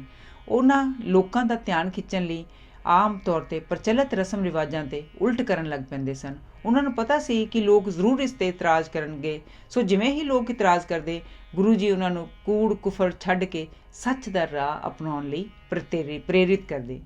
ਇਸ ਯਾਤਰਾ ਵਿੱਚ ਪਹਿਲਾ ਵੱਡਾ ਤੀਰਥ ਜਿੱਥੇ ਗੁਰੂ ਜੀ ਗਏ ਉਹ ਹਰਿਦੁਆਰ ਸੀ। ਗੁਰੂ ਜੀ ਨੇ ਵੇਖਿਆ ਕਿ ਲੋਕ ਕੁਰਾਹੇ ਪਏ ਹਨ। ਉਹ ਗੰਗਾ ਦੇ ਪਵਿੱਤਰ ਜਲ ਵਿੱਚ ਇਸ਼ਨਾਨ ਕਰਦੇ ਹਨ, ਪਰ ਉਹਨਾਂ ਦਾ ਹਿਰਦਾ ਮਲੀਨ ਹੈ। ਉਹ ਗੰਗਾ ਵਿੱਚ ਖੜੇ ਹੋ ਕੇ ਬਿਨਾਂ ਸੋਚੇ ਸਮਝੇ ਚੜ੍ਹਦੇ ਸੂਰਜ ਵੱਲ ਪਾਣੀ ਦੀਆਂ ਬੁੱਕਾਂ ਭਰ ਭਰ ਕੇ ਸੁੱਟਦੇ ਹਨ। ਉਹ ਲਕੀਰ ਦੇ ਫਕੀਰ ਹਨ ਤੇ ਵਿਚਾਰ ਤੋਂ ਬਿਲਕੁਲ ਕੰਮ ਨਹੀਂ ਲੈਂਦੇ। ਗੁਰੂ ਜੀ ਉਹਨਾਂ ਦੀ ਜਹਾਲਤ ਦੂਰ ਕਰਨਾ ਚਾਹੁੰਦੇ ਸਨ। ਉਹ ਆਪਣੇ ਕੱਪੜੇ ਟੰਗ ਕੇ ਪਾਣੀ ਵਿੱਚ ਵੜ ਗਏ ਤੇ ਪੂਰਬ ਵੱਲ ਛਿੱਟੇ ਮਾਰਨ ਦੀ ਥਾਂ ਪੱਛਮ ਵੱਲ ਪਾਣੀ ਸੁੱਟਣ ਲੱਗ ਪਏ। ਇਹ ਅਨੋਖੀ ਹਰਕਤ ਵੇਖ ਕੇ ਲੋਕਾਂ ਦਾ ਗੁਰੂ ਜੀ ਵੱਲ ਧਿਆਨ ਹੋ ਗਿਆ। ਉਹ ਵਿੱਚੋਂ ਕਈਆਂ ਨੇ ਕਿਹਾ, ਸੂਰਜ ਦੇਵਤਾ ਪੂਰਬ ਵੱਲੇ, ਅਸੀਂ ਉਸ ਨੂੰ ਪਾਣੀ ਦੇ ਰਹੇ ਹਾਂ, ਪਰ ਤੁਸੀਂ ਪੱਛਮ ਵੱਲ ਪਾਣੀ ਕਿਉਂ ਦੇ ਰਹੇ ਹੋ? ਗੁਰੂ ਜੀ ਨੇ ਉੱਤਰ ਦਿੱਤਾ, ਪੰਜਾਬ ਵਿੱਚ ਮੇਰੀਆਂ ਪੈਲੀਆਂ ਨੇ, ਮੈਂ ਉਹਨਾਂ ਨੂੰ ਪਾਣੀ ਦੇ ਰਿਹਾ ਹਾਂ। ਇਸ 'ਤੇ ਗੁਰੂ ਜੀ ਲੋਕ ਹੋਰ ਵੀ ਹੈਰਾਨ ਹੋਏ ਤੇ ਪੁੱਛਣ ਲੱਗੇ, ਪੰਜਾਬ ਤਾਂ ਇੱਥੋਂ ਸੈਂਕੜੇ ਮੀਲ ਦੂਰ ਹੈ ਤੇ ਉੱਥੇ ਤੁਹਾਡਾ ਦਿੱਤਾ ਪਾਣੀ ਕਿਵੇਂ ਪਹੁੰਚ ਸਕਦਾ ਹੈ? ਗੁਰੂ ਜੀ ਐਨ ਇਸੇ ਸਵਾਲ ਦੀ ਉਡੀਕ ਵਿੱਚ ਸਨ। ਉਹ ਕਹਿਣ ਲੱਗੇ, ਜੇ ਮੇਰਾ ਦਿੱਤਾ ਪਾਣੀ ਸੈਂਕੜੇ ਮੀਲ ਦੂਰ ਨਹੀਂ ਜਾ ਸਕਦਾ ਤਾਂ ਤੁਹਾਡਾ ਪਾਣੀ ਸੂਰਜ ਤੱਕ ਕਿਵੇਂ ਪਹੁੰਚ ਸਕਦਾ ਹੈ ਜੋ ਇੱਥੋਂ ਕਰੋੜਾਂ ਮੀਲ ਦੂਰ ਹੈ? ਸੱਚਮੁੱਚ ਉਹਨਾਂ ਨੂੰ ਇਸ ਬਾਰੇ ਤੱਕ ਕਦੀ ਸੋਚਿਆ ਹੀ ਨਹੀਂ ਸੀ। ਉਹ ਇਹ ਜਵਾਬ ਸੁਣ ਕੇ ਸਖਤ ਸ਼ਰਮਿੰਦੇ ਹੋਏ। ਉਹਨਾਂ ਨੂੰ ਸਮਝ ਆ ਗਈ ਕਿ ਬਿਨਾਂ ਸੋਚੇ ਸਮਝੇ ਰਸਮ ਰਿਵਾਜਾਂ ਮਗਰ ਲੱਗੇ ਰਹਿਣ ਨਾਲ ਮਨ ਅਗਿਆਨਤਾ ਦੇ ਹਨੇਰੇ ਵਿੱਚ ਠੇਡੇ ਖਾਂਦਾ ਰਹਿੰਦਾ ਹੈ। ਕੁਰਾਏ ਪਿਆ ਮਨ ਕੇਵਲ ਵਿਚਾਰ ਦੁਆਰਾ ਹੀ ਸਿੱਧੇ ਰਾਹ 'ਤੇ ਆ ਸਕਦਾ ਹੈ। ਇੱਕ ਦਿਨ ਗੰਗਾ ਦੇ ਕਿਨਾਰੇ ਇੱਕ ਸਾਧੂ ਥਾਂ ਪਹੁੰਚ ਕੇ ਭੋਜਨ ਤਿਆਰ ਕਰਨ ਲੱਗਾ। ਉਹਨੇ ਲੱਕੜੀਆਂ ਇਕੱਠੀਆਂ ਕਰਕੇ ਚੁੱਲ੍ਹੇ ਵਿੱਚ ਅੱਗ ਬਾਲੀ। ਮਰਦਾਨੇ ਨੂੰ ਵੀ ਭੋਜਨ ਲਈ ਤਿਆਰ ਕਰਨ ਲਈ ਅੱਗ ਦੀ ਲੋੜ ਪਈ। ਉਹ ਅੱਗ ਲਈ ਸਾਧੂ ਪਾਸ ਗਿਆ। ਬਦਕਿਸਮਤੀ ਨਾਲ ਮਰਦਾਨੇ ਦਾ ਪਰਛਾਵਾਂ ਸਾਧੂ ਦੇ ਚੌਂਕੇ 'ਤੇ ਪੈ ਗਿਆ। ਇਹ ਵੇਖ ਕੇ ਸਾਧੂ ਗੁੱਸੇ ਵਿੱਚ ਆਪੇ ਤੋਂ ਬਾਹਰ ਹੋ ਗਿਆ। ਉਹ ਬਲਦਾ ਬਲਦਾ ਚੋਅ ਵਿੱਚ ਹੱਥ ਵਿੱਚ ਫੜ ਕੇ ਊਟ ਪਟਾਂਗ ਬੋਲਦਾ ਹੋਇਆ ਉਹਦੇ ਮਗਰ ਦੌੜਿਆ। ਗੁਰੂ ਜੀ ਨੇ ਬੜੀ ਮੁਸ਼ਕਿਲ ਨਾਲ ਉਸ ਸਾਧੂ ਦਾ ਗੁੱਸਾ ਠੰਡਾ ਕੀਤਾ। ਗੁਰੂ ਜੀ ਨੇ ਕਿਹਾ, ਕੇਵਲ ਉੱਪਰਲੀ ਸਫਾਈ ਨਾਲ ਹੀ ਪਰਮਾਤਮਾ ਖੁਸ਼ ਨਹੀਂ ਹੁੰਦਾ। ਪਰਮਾਤਮਾ ਨੂੰ ਪ੍ਰਾਪਤ ਕਰਨ ਲਈ ਮਨ ਸਾਫ਼ ਰੱਖਣਾ ਜ਼ਰੂਰੀ ਹੈ ਅਤੇ ਮਨ ਕਾਮ, ਕ੍ਰੋਧ ਅਤੇ ਲੋਭ ਨੂੰ ਤਿਆਗ ਕੇ ਹੀ ਸਾਫ਼ ਹੋ ਸਕਦਾ ਹੈ। ਕਿਸੇ ਵੀ ਮਨੁੱਖ ਨੂੰ ਜਾਤ ਪਾਤ ਦੇ ਆਧਾਰ 'ਤੇ ਦੂਜੇ ਨਾਲ ਨਫ਼ਰਤ ਕਰਨ ਦਾ ਕੋਈ ਹੱਕ ਨਹੀਂ। ਮਨੁੱਖ ਜਾਤੀ ਨਾਲ ਪਿਆਰ ਹੀ ਪਰਮਾਤਮਾ ਨਾਲ ਪਿਆਰ ਹੈ। ਉਸ ਸਾਧੂ ਨੇ ਆਪਣੀ ਭੁੱਲ ਮਹਿਸੂਸ ਕੀਤੀ ਅਤੇ ਅਗਾਂਹ ਨੂੰ ਦੂਜਿਆਂ ਨਾਲ ਘਿਰਣਾ ਕਰਨੀ ਛੱਡ ਦਿੱਤੀ। ਮਨੁੱਖੀ ਜੀਵਨ। ਸਫ਼ਰ ਕਰਦੇ ਹੋਏ ਗੁਰੂ ਜੀ ਉੱਤਰ ਪ੍ਰਦੇਸ਼ ਤੋਂ ਬਿਹਾਰ ਵੱਲ ਗਏ। ਪਟਨੇ ਸ਼ਹਿਰ ਲਾਗੇ ਪਹੁੰਚ ਕੇ ਉਹਨਾਂ ਸ਼ਹਿਰੋਂ ਬਾਹਰ ਹੀ ਗੰਗਾ ਨਦੀ ਦੇ ਕਿਨਾਰੇ ਜਾ ਡੇਰਾ ਲਾਇਆ। ਇੱਕ ਦਿਨ ਗੱਲਾਂ ਵਿੱਚ ਮਰਦਾਨੇ ਨੇ ਗੁਰੂ ਜੀ ਨੂੰ ਪੁੱਛਿਆ, ਧਾਰਮਿਕ ਪੁਸਤਕਾਂ ਵਿੱਚ ਲਿਖਿਆ ਹੈ ਕਿ ਮਨੁੱਖ ਜੀਵਨ ਦਾ ਇੱਕ ਅਮੋਲਕ ਹੀਰਾ ਹੈ, ਫਿਰ ਵੀ ਮਨੁੱਖ ਇਹਦੀ ਕਦਰ ਕਿਉਂ ਨਹੀਂ ਪਾਉਂਦੇ ਅਤੇ ਐਸ਼ ਇਸ਼ਰਤ ਵਿੱਚ ਪੈ ਕੇ ਇਹਨੂੰ ਅਜਾਈਂ ਗਵਾ ਦਿੰਦੇ ਨੇ। ਗੁਰੂ ਜੀ ਨੇ ਕਿਹਾ, ਮਨੁੱਖੀ ਜੀਵਨ ਸੱਚਮੁੱਚ ਇੱਕ ਕੀਮਤੀ ਹੀਰੇ ਦੀ ਨਿਆਈ ਹੈ। ਮਨੁੱਖ ਲਈ ਪ੍ਰਾਪਤੀ ਦਾ ਇਹ ਇੱਕੋ ਇੱਕ ਮੌਕਾ ਹੈ, ਪਰ ਲੋਕ ਇਹਦੀ ਜ਼ਰਾ ਜਿੰਨੀ ਵੀ ਕਦਰ ਨਹੀਂ ਪਾਉਂਦੇ। ਮਰਦਾਨੇ ਨੇ ਫਿਰ ਕਿਹਾ, ਜੇ ਸੱਚਮੁੱਚ ਹੀ ਹੀਰੇ ਵਾਂਗ ਕੀਮਤੀ ਹੋਵੇ ਤਾਂ ਲੋਕ ਜ਼ਰੂਰ ਇਸ ਦਾ ਮੁੱਲ ਪਾਉਣ। ਗੁਰੂ ਜੀ ਨੇ ਉੱਤਰ ਦਿੱਤਾ, ਮਰਦਾਨਿਆ, ਇਹ ਤੇਰੀ ਭੁੱਲ ਹੈ। ਅਸਲ ਵਿੱਚ ਹੀਰੇ ਨੂੰ ਪਛਾਣਨ ਲਈ ਜੌਹਰੀ ਦੀ ਅੱਖ ਚਾਹੀਦੀ ਹੈ। ਲੋਕ ਮਾਇਆ ਦੇ ਜਾਲ ਵਿੱਚ ਇਸ ਤਰ੍ਹਾਂ ਫਸੇ ਹੋਏ ਨੇ ਕਿ ਉਹਨਾਂ ਨੂੰ ਜੀਵਨ ਬਾਰੇ ਪਲ ਭਰ ਵੀ ਸੋਚਣ ਦਾ ਮੌਕਾ ਨਹੀਂ ਮਿਲਦਾ। ਜੇ ਤੂੰ ਇਸ ਗੱਲ ਨੂੰ ਪਰਤਾਉਣਾ ਚਾਹੁੰਦਾ ਹੈ ਤਾਂ ਜਾ ਉਹ ਹੀਰਾ ਜੋ ਕੁਝ ਦਿਨ ਹੋਏ ਤੈਨੂੰ ਲੱਭਾ ਸੀ ਬਾਜ਼ਾਰ ਲੈ ਜਾ ਅਤੇ ਉਹਦਾ ਮੁੱਲ ਪਵਾ ਲਿਆ। ਹੀਰਾ ਲੈ ਕੇ ਮਰਦਾਨਾ ਸ਼ਹਿਰ ਵੱਲ ਗਿਆ। ਉਹਨੇ ਇੱਕ ਸਬਜ਼ੀ ਵੇਚਣ ਵਾਲੇ ਨੂੰ ਜਾ ਦਿਖਾਇਆ। ਉਹ ਕਹਿਣ ਲੱਗਾ, ਪੱਥਰ ਮੇਰੇ ਕਿਸ ਕੰਮ, ਇਸ ਦੇ ਬਦਲੇ ਇੱਕ ਅੱਧੀ ਮੂਲੀ ਲੈਣੀ ਹੋ ਤਾਂ ਲੈ ਜਾ। ਇਹ ਸੁਣ ਕੇ ਮਰਦਾਨਾ ਅਗਾਂਹ ਨੂੰ ਤੁਰ ਪਿਆ। ਲਾਗੇ ਹੀ ਇੱਕ ਮਠਿਆਈ ਦੀ ਦੁਕਾਨ ਸੀ। ਮਰਦਾਨੇ ਨੇ ਮਠਿਆਈ ਵਾਲੇ ਨੂੰ ਵੀ ਹੀਰਾ ਵਿਖਾਇਆ। ਉਹਨੇ ਮਰਦਾਨੇ ਨੂੰ ਹੀਰੇ ਬਦਲੇ ਥੋੜ੍ਹੀ ਜਿਹੀ ਮਠਿਆਈ ਦੇ ਕੇ ਗਲੋਂ ਲਾਉਣਾ ਚਾਹਿਆ। ਇਸ ਤਰ੍ਹਾਂ ਉਹ ਕਈ ਦੁਕਾਨਾਂ 'ਤੇ ਫਿਰਿਆ, ਪਰ ਕਿਸੇ ਨੇ ਵੀ ਉਸ ਹੀਰੇ ਦਾ ਠੀਕ ਮੁੱਲ ਨਾ ਪਾਇਆ। ਆਖਰ ਉਹ ਪੁੱਛਦਾ ਪਛਾਂਦਾ ਸਾਲਸਰਾਏ ਨਾਮੀ ਇੱਕ ਜੌਹਰੀ ਕੋਲ ਗਿਆ। ਹੀਰੇ ਨੂੰ ਵੇਖਦਿਆਂ ਹੀ ਜੌਹਰੀ ਦੀਆਂ ਅੱਖਾਂ ਚਮਕ ਪਈਆਂ। ਉਹ ਕਹਿਣ ਲੱਗਾ, ਇਹ ਤਾਂ ਇੱਕ ਅਮੋਲਕ ਹੀਰਾ ਹੈ। ਮੇਰੀ ਸਾਰੀ ਦੌਲਤ ਇਸ ਦੀ ਕੀਮਤ ਦੇ ਤੁੱਲ ਨਹੀਂ। ਇਹ ਲੈ 100 ਰੁਪਇਆ ਇਸ ਹੀਰੇ ਨੂੰ ਵੇਖਣ ਦੀ ਤੁੱਛ ਜਿਹੀ ਭੇਟਾ। ਮਰਦਾਨੇ ਨੇ ਗੁਰੂ ਜੀ ਨੂੰ ਸਾਰੀ ਗੱਲ ਦੱਸੀ ਜੋ ਉਸ ਨਾਲ ਵਾਪਰੀ ਸੀ। ਗੁਰੂ ਜੀ ਨੇ ਕਿਹਾ, ਵੇਖਿਆ ਮਰਦਾਨਿਆ, ਅਣਜਾਣ ਲੋਕਾਂ ਨੇ ਇਸ ਹੀਰੇ ਦਾ ਕੌਡੀ ਵੀ ਮੁੱਲ ਨਹੀਂ ਪਾਇਆ। ਜੇ ਹੁਣ ਤੂੰ ਉਹਨਾਂ ਨੂੰ ਜਾ ਕੇ ਦੱਸੇ ਕਿ ਜੌਹਰੀ ਨੇ ਕੀ ਕਿਹਾ ਹੈ ਤਾਂ ਉਹ ਉਹਨੂੰ ਪਾਗਲ ਸਮਝਣਗੇ, ਜਾਂ ਇਹ 100 ਰੁਪਇਆ ਜੋੜੀ ਨੂੰ ਮੋੜਿਆ ਸਾਡੇ ਸੰਤਾਂ ਸਾਧੂਆਂ ਦੇ ਕਿਸ ਕੰਮ। ਮਰਦਾਨਾ ਪੈਸੇ ਮੋੜਨ ਲਈ ਜੌਹਰੀ ਕੋਲ ਗਿਆ, ਪਰ ਜੌਹਰੀ ਨੇ ਪੈਸੇ ਲੈਣੋਂ ਨਾ ਕਰ ਦਿੱਤੀ। ਉਹਨੇ ਮਰਦਾਨੇ ਨੂੰ ਪੁੱਛਿਆ, ਤੇਰਾ ਮਾਲਕ ਕੌਣ ਹੈ ਜੋ ਹੱਥ ਵਿੱਚ ਆਈ ਇੰਨੀ ਰਕਮ ਮੋੜ ਰਿਹਾ ਹੈ? ਉਹ ਜ਼ਰੂਰ ਕੋਈ ਮਹਾਂਪੁਰਖ ਹੋਣਾ ਹੈ, ਮੈਂ ਉਹਦੇ ਦਰਸ਼ਨ ਕਰਨਾ ਚਾਹੁੰਦਾ ਹਾਂ। ਇਹ ਕਹਿ ਕੇ ਉਹ ਮਰਦਾਨੇ ਦੇ ਨਾਲ ਗੁਰੂ ਜੀ ਪਾਸ ਆਇਆ। ਉਹਨਾਂ ਦੇ ਚਿਹਰੇ ਦਾ ਨੂਰ ਵੇਖ ਕੇ ਸਾਲਸਰਾਏ ਉਸੇ ਵੇਲੇ ਹੀ ਗੁਰੂ ਜੀ ਦਾ ਮੁਰੀਦ ਬਣ ਗਿਆ। ਉਹਨਾਂ ਸਾਲਸਰਾਏ ਨੂੰ ਦੱਸਿਆ ਕਿ ਮਨੁੱਖੀ ਜੀਵਨ ਨੂੰ ਸੁਚੱਜੇ ਢੰਗ ਨਾਲ ਬਿਤਾਉਣ ਦਾ ਸਭ ਤੋਂ ਉੱਤਮ ਰਾਹ ਲੋਕ ਸੇਵਾ ਹੈ। ਨੂਰ ਸ਼ਾਹ। ਗੁਰੂ ਜੀ ਬਿਹਾਰ ਅਤੇ ਬੰਗਾਲ ਵਿਚਲੇ ਕਈ ਹੋਰ ਤੀਰਥਾਂ ਦਾ ਸਫ਼ਰ ਕਰਦੇ ਹੋਏ ਅਸਾਮ ਪਹੁੰਚੇ, ਜਿਸ ਨੂੰ ਉਸ ਸਮੇਂ ਕਾਮਰੂਪ ਕਹਿੰਦੇ ਸਨ। ਉੱਥੋਂ ਦੀਆਂ ਇਸਤਰੀਆਂ ਜਾਦੂ ਟੂਣੀਆਂ ਲਈ ਮਸ਼ਹੂਰ ਸਨ। ਜਦ ਗੁਰੂ ਜੀ ਤੇ ਮਰਦਾਨਾ ਤਨਪੁਰ ਲਾਗੇ ਪਹੁੰਚੇ ਤਾਂ ਮਰਦਾਨੇ ਨੂੰ ਭੁੱਖ ਲੱਗ ਗਈ। ਉਹਨੇ ਗੁਰੂ ਜੀ ਪਾਸੋਂ ਸ਼ਹਿਰ ਵਿੱਚ ਜਾਣ ਦੀ ਆਗਿਆ ਮੰਗੀ। ਗੁਰੂ ਜੀ ਨੇ ਉਹਨੂੰ ਸ਼ਹਿਰ ਜਾਣ ਲੱਗਿਆਂ ਸਮਝਾ ਦਿੱਤਾ ਕਿ ਉਹ ਉੱਥੋਂ ਦੀਆਂ ਇਸਤਰੀਆਂ ਤੋਂ ਖਬਰਦਾਰ ਰਹੇ। ਉਸ ਸ਼ਹਿਰ ਵਿੱਚ ਨੂਰ ਸ਼ਾਹ ਨਾਂ ਦੀ ਇੱਕ ਜਾਦੂਗਰਨੀ ਰਹਿੰਦੀ ਸੀ, ਜਿਸ ਦੀ ਜਾਦੂ ਸ਼ਕਤੀ ਦੀ ਤਾਂਘ ਦੂਰ ਦੂਰ ਤੱਕ ਬੈਠੀ ਹੋਈ ਸੀ। ਉਹ ਸ਼ਕਲ ਦੀ ਬੜੀ ਸੁੰਦਰ ਸੀ ਅਤੇ ਸ਼ਹਿਜ਼ਾਦੀਆਂ ਵਾਂਗ ਇੱਕ ਆਲੀਸ਼ਾਨ ਮਹੱਲ ਵਿੱਚ ਰਹਿੰਦੀ ਸੀ। ਉਹ ਭੁੱਲੇ ਭਟਕੇ ਰਾਹੀਆਂ ਨੂੰ ਜਾਦੂ ਦੇ ਜ਼ੋਰ ਨਾਲ ਆਪਣੇ ਵੱਸ ਕਰ ਲੈਂਦੀ ਸੀ। ਮਰਦਾਨਾ ਸਿੱਧਾ ਸਾਦਾ ਬੰਦਾ ਸੀ। ਜਦ ਉਹ ਨੂਰ ਸ਼ਾਹ ਦੇ ਮਹੱਲ ਕੋਲੋਂ ਦੀ ਲੰਘਿਆ ਤਾਂ ਉਹਦੀਆਂ ਦਾਸੀਆਂ ਨੂੰ ਚਾਂਸਾਂ ਦੇ ਕੇ ਅੰਦਰ ਲੈ ਗਈਆਂ ਅਤੇ ਖਾਣ ਲਈ ਉਹਨਾਂ ਨੂੰ ਬੜੇ ਸੁਆਦੀ ਭੋਜਨ ਦਿੱਤੇ, ਜਿਨ੍ਹਾਂ ਨੂੰ ਖਾ ਕੇ ਮਰਦਾਨਾ ਬੜਾ ਖੁਸ਼ ਹੋਇਆ। ਜਦ ਨੂਰ ਸ਼ਾਹ ਨੇ ਉਹਦੀ ਅੱਖਾਂ ਵਿੱਚ ਅੱਖਾਂ ਪਾ ਕੇ ਵੇਖਿਆ ਤਾਂ ਮਰਦਾਨੇ ਦੀ ਸਾਰੀ ਆਤਮਕ ਸ਼ਕਤੀ ਜਾਂਦੀ ਰਹੀ, ਇੱਥੋਂ ਤੱਕ ਕਿ ਉਹਦੀ ਜਾਤ ਸ਼ਕਤੀ 'ਤੇ ਵੀ ਪਰਦਾ ਪੈ ਗਿਆ ਅਤੇ ਉਹ ਗੁਰੂ ਜੀ ਬਾਰੇ ਸਭ ਕੁਝ ਭੁੱਲ ਭੁਲਾ ਗਿਆ। ਉਹ ਭੇਡੂ ਵਾਂਗ ਉਹਦੇ ਮਗਰ ਮਗਰ ਫਿਰਨ ਲੱਗ ਪਿਆ। ਜਦ ਮਰਦਾਨਾ ਬਹੁਤ ਚਿਰ ਤੱਕ ਵਾਪਸ ਨਾ ਆਇਆ ਤਾਂ ਗੁਰੂ ਜੀ ਦੀ ਸਮਝ ਗਏ ਕਿ ਨੂਰ ਸ਼ਾਹ ਦੇ ਅੜਿੱਕੇ ਚੜ੍ਹ ਗਿਆ ਹੈ। ਗੁਰੂ ਜੀ ਤਾਂ ਸਦਾ ਇਹੋ ਜਿਹਾ ਮੌਕਾ ਲੱਭਦੇ ਰਹਿੰਦੇ ਸਨ ਜਦ ਉਹ ਕੁਰਾਹੇ ਪਈਆਂ ਹੋਈਆਂ ਆਤਮਾਵਾਂ ਨੂੰ ਰਾਹੇ ਪਾ ਸਕਣ। ਸੋ ਗੁਰੂ ਜੀ ਆਪਣੀ ਥਾਂ ਤੋਂ ਉੱਠੇ ਗੁਰੂ ਨੂਰ ਸ਼ਾਹ ਦੇ ਮਹੱਲ ਵੱਲ ਤੁਰ ਪਏ। ਜਦ ਗੁਰੂ ਜੀ ਦਰਵਾਜ਼ੇ ਲਾਗੇ ਪਹੁੰਚੇ ਤਾਂ ਨੂਰ ਸ਼ਾਹ ਆਪਣੀਆਂ ਦਾਸੀਆਂ ਨੇ ਇਹ ਸਮਝ ਕੇ ਇੱਕ ਨਵਾਂ ਸ਼ਿਕਾਰ ਕਾਬੂ ਆਇਆ ਹੈ, ਗੁਰੂ ਜੀ ਨੇ ਅੰਦਰ ਆਉਣ ਲਈ ਕਿਹਾ। ਗੁਰੂ ਜੀ ਅੰਦਰ ਗਏ ਜਿੱਥੇ ਨੂਰ ਸ਼ਾਹ ਬੈਠੀ ਹੋਈ ਸੀ। ਗੁਰੂ ਜੀ ਦਾ ਨੂਰਾਨੀ ਚਿਹਰਾ ਵੇਖ ਕੇ ਉਹ ਕੁਝ ਠਠੰਬਰ ਜਿਹੀ ਗਈ। ਫਿਰ ਵੀ ਉਹਨੇ ਜਾਦੂ ਦੇ ਜ਼ੋਰ ਨਾਲ ਗੁਰੂ ਜੀ ਨੂੰ ਵਸ ਕਰਨ ਦਾ ਪੂਰਾ ਢਿੱਲ ਲਾਇਆ, ਪਰ ਗੁਰੂ ਜੀ ਅਡੋਲ ਖੜੇ ਰਹੇ। ਜਦ ਗੁਰੂ ਜੀ ਤੇ ਉਸਦਾ ਜ਼ੋਰ ਨਾ ਚੱਲਿਆ ਤਾਂ ਉਹ ਘਬਰਾ ਕੇ ਉਹਨਾਂ ਦੇ ਪੈਰੀ ਪੈ ਗਈ। ਗੁਰੂ ਜੀ ਨੇ ਉਹਨੂੰ ਕਿਹਾ, ਰੱਬ ਦੇ ਬੰਦਿਆਂ ਨਾਲ ਠੱਠਾ ਮਖੌਲ ਕਰਨਾ ਵਾਜਬ ਨਹੀਂ, ਮੇਰਾ ਬੰਦਾ ਮੇਰੇ ਹਵਾਲੇ ਕਰ। ਉਹ ਅੰਦਰ ਜਾ ਕੇ ਮਰਦਾਨੇ ਨੂੰ ਨਾਲ ਲੈ ਆਈ। ਗੁਰੂ ਜੀ ਨੂੰ ਵੇਖਦਿਆਂ ਹੀ ਮਰਦਾਨੇ ਤੋਂ ਜਾਦੂ ਦਾ ਅਸਰ ਜਾਂਦਾ ਰਿਹਾ। ਉਹਨੇ ਗੁਰੂ ਜੀ ਦਾ ਬੜਾ ਧੰਨਵਾਦ ਕੀਤਾ ਕਿ ਉਹਨਾਂ ਨੇ ਉਹਦੀ ਜਾਨ ਬਚਾਈ ਹੈ। ਗੁਰੂ ਜੀ ਨੇ ਲਾਹੀ ਧੁਨ ਵਿੱਚ ਇੱਕ ਸ਼ਬਦ ਗਾਇਆ। ਇਹ ਸ਼ਬਦ ਸੁਣ ਕੇ ਨੂਰ ਸ਼ਾਹ ਨੂੰ ਸੋਝੀ ਹੋ ਗਈ ਕਿ ਮਨੁੱਖੀ ਜੀਵਨ ਜੋ ਇੱਕ ਉੱਚੇ ਆਦਰਸ਼ ਨੂੰ ਪ੍ਰਾਪਤ ਕਰਨ ਲਈ ਪਰਮਾਤਮਾ ਵੱਲੋਂ ਬਖਸ਼ਿਆ ਗਿਆ ਹੈ, ਉਹ ਕੁਕਰਮਾਂ ਵਿੱਚ ਪੈ ਕੇ ਗਵਾਉਂਦੀ ਰਹੀ ਹੈ। ਉਹਨੂੰ ਆਪਣੇ ਕੀਤੇ ਪਾਪਾਂ ਦਾ ਬੜਾ ਪਛਤਾਵਾ ਲੱਗਾ ਤੇ ਉਹਨੇ ਗੁਰੂ ਜੀ ਪਾਸੋਂ ਬਖਸ਼ਾ ਕੇ ਸਿੱਖੀ ਦਾ ਮਾਰਗ ਧਾਰਨ ਕੀਤਾ।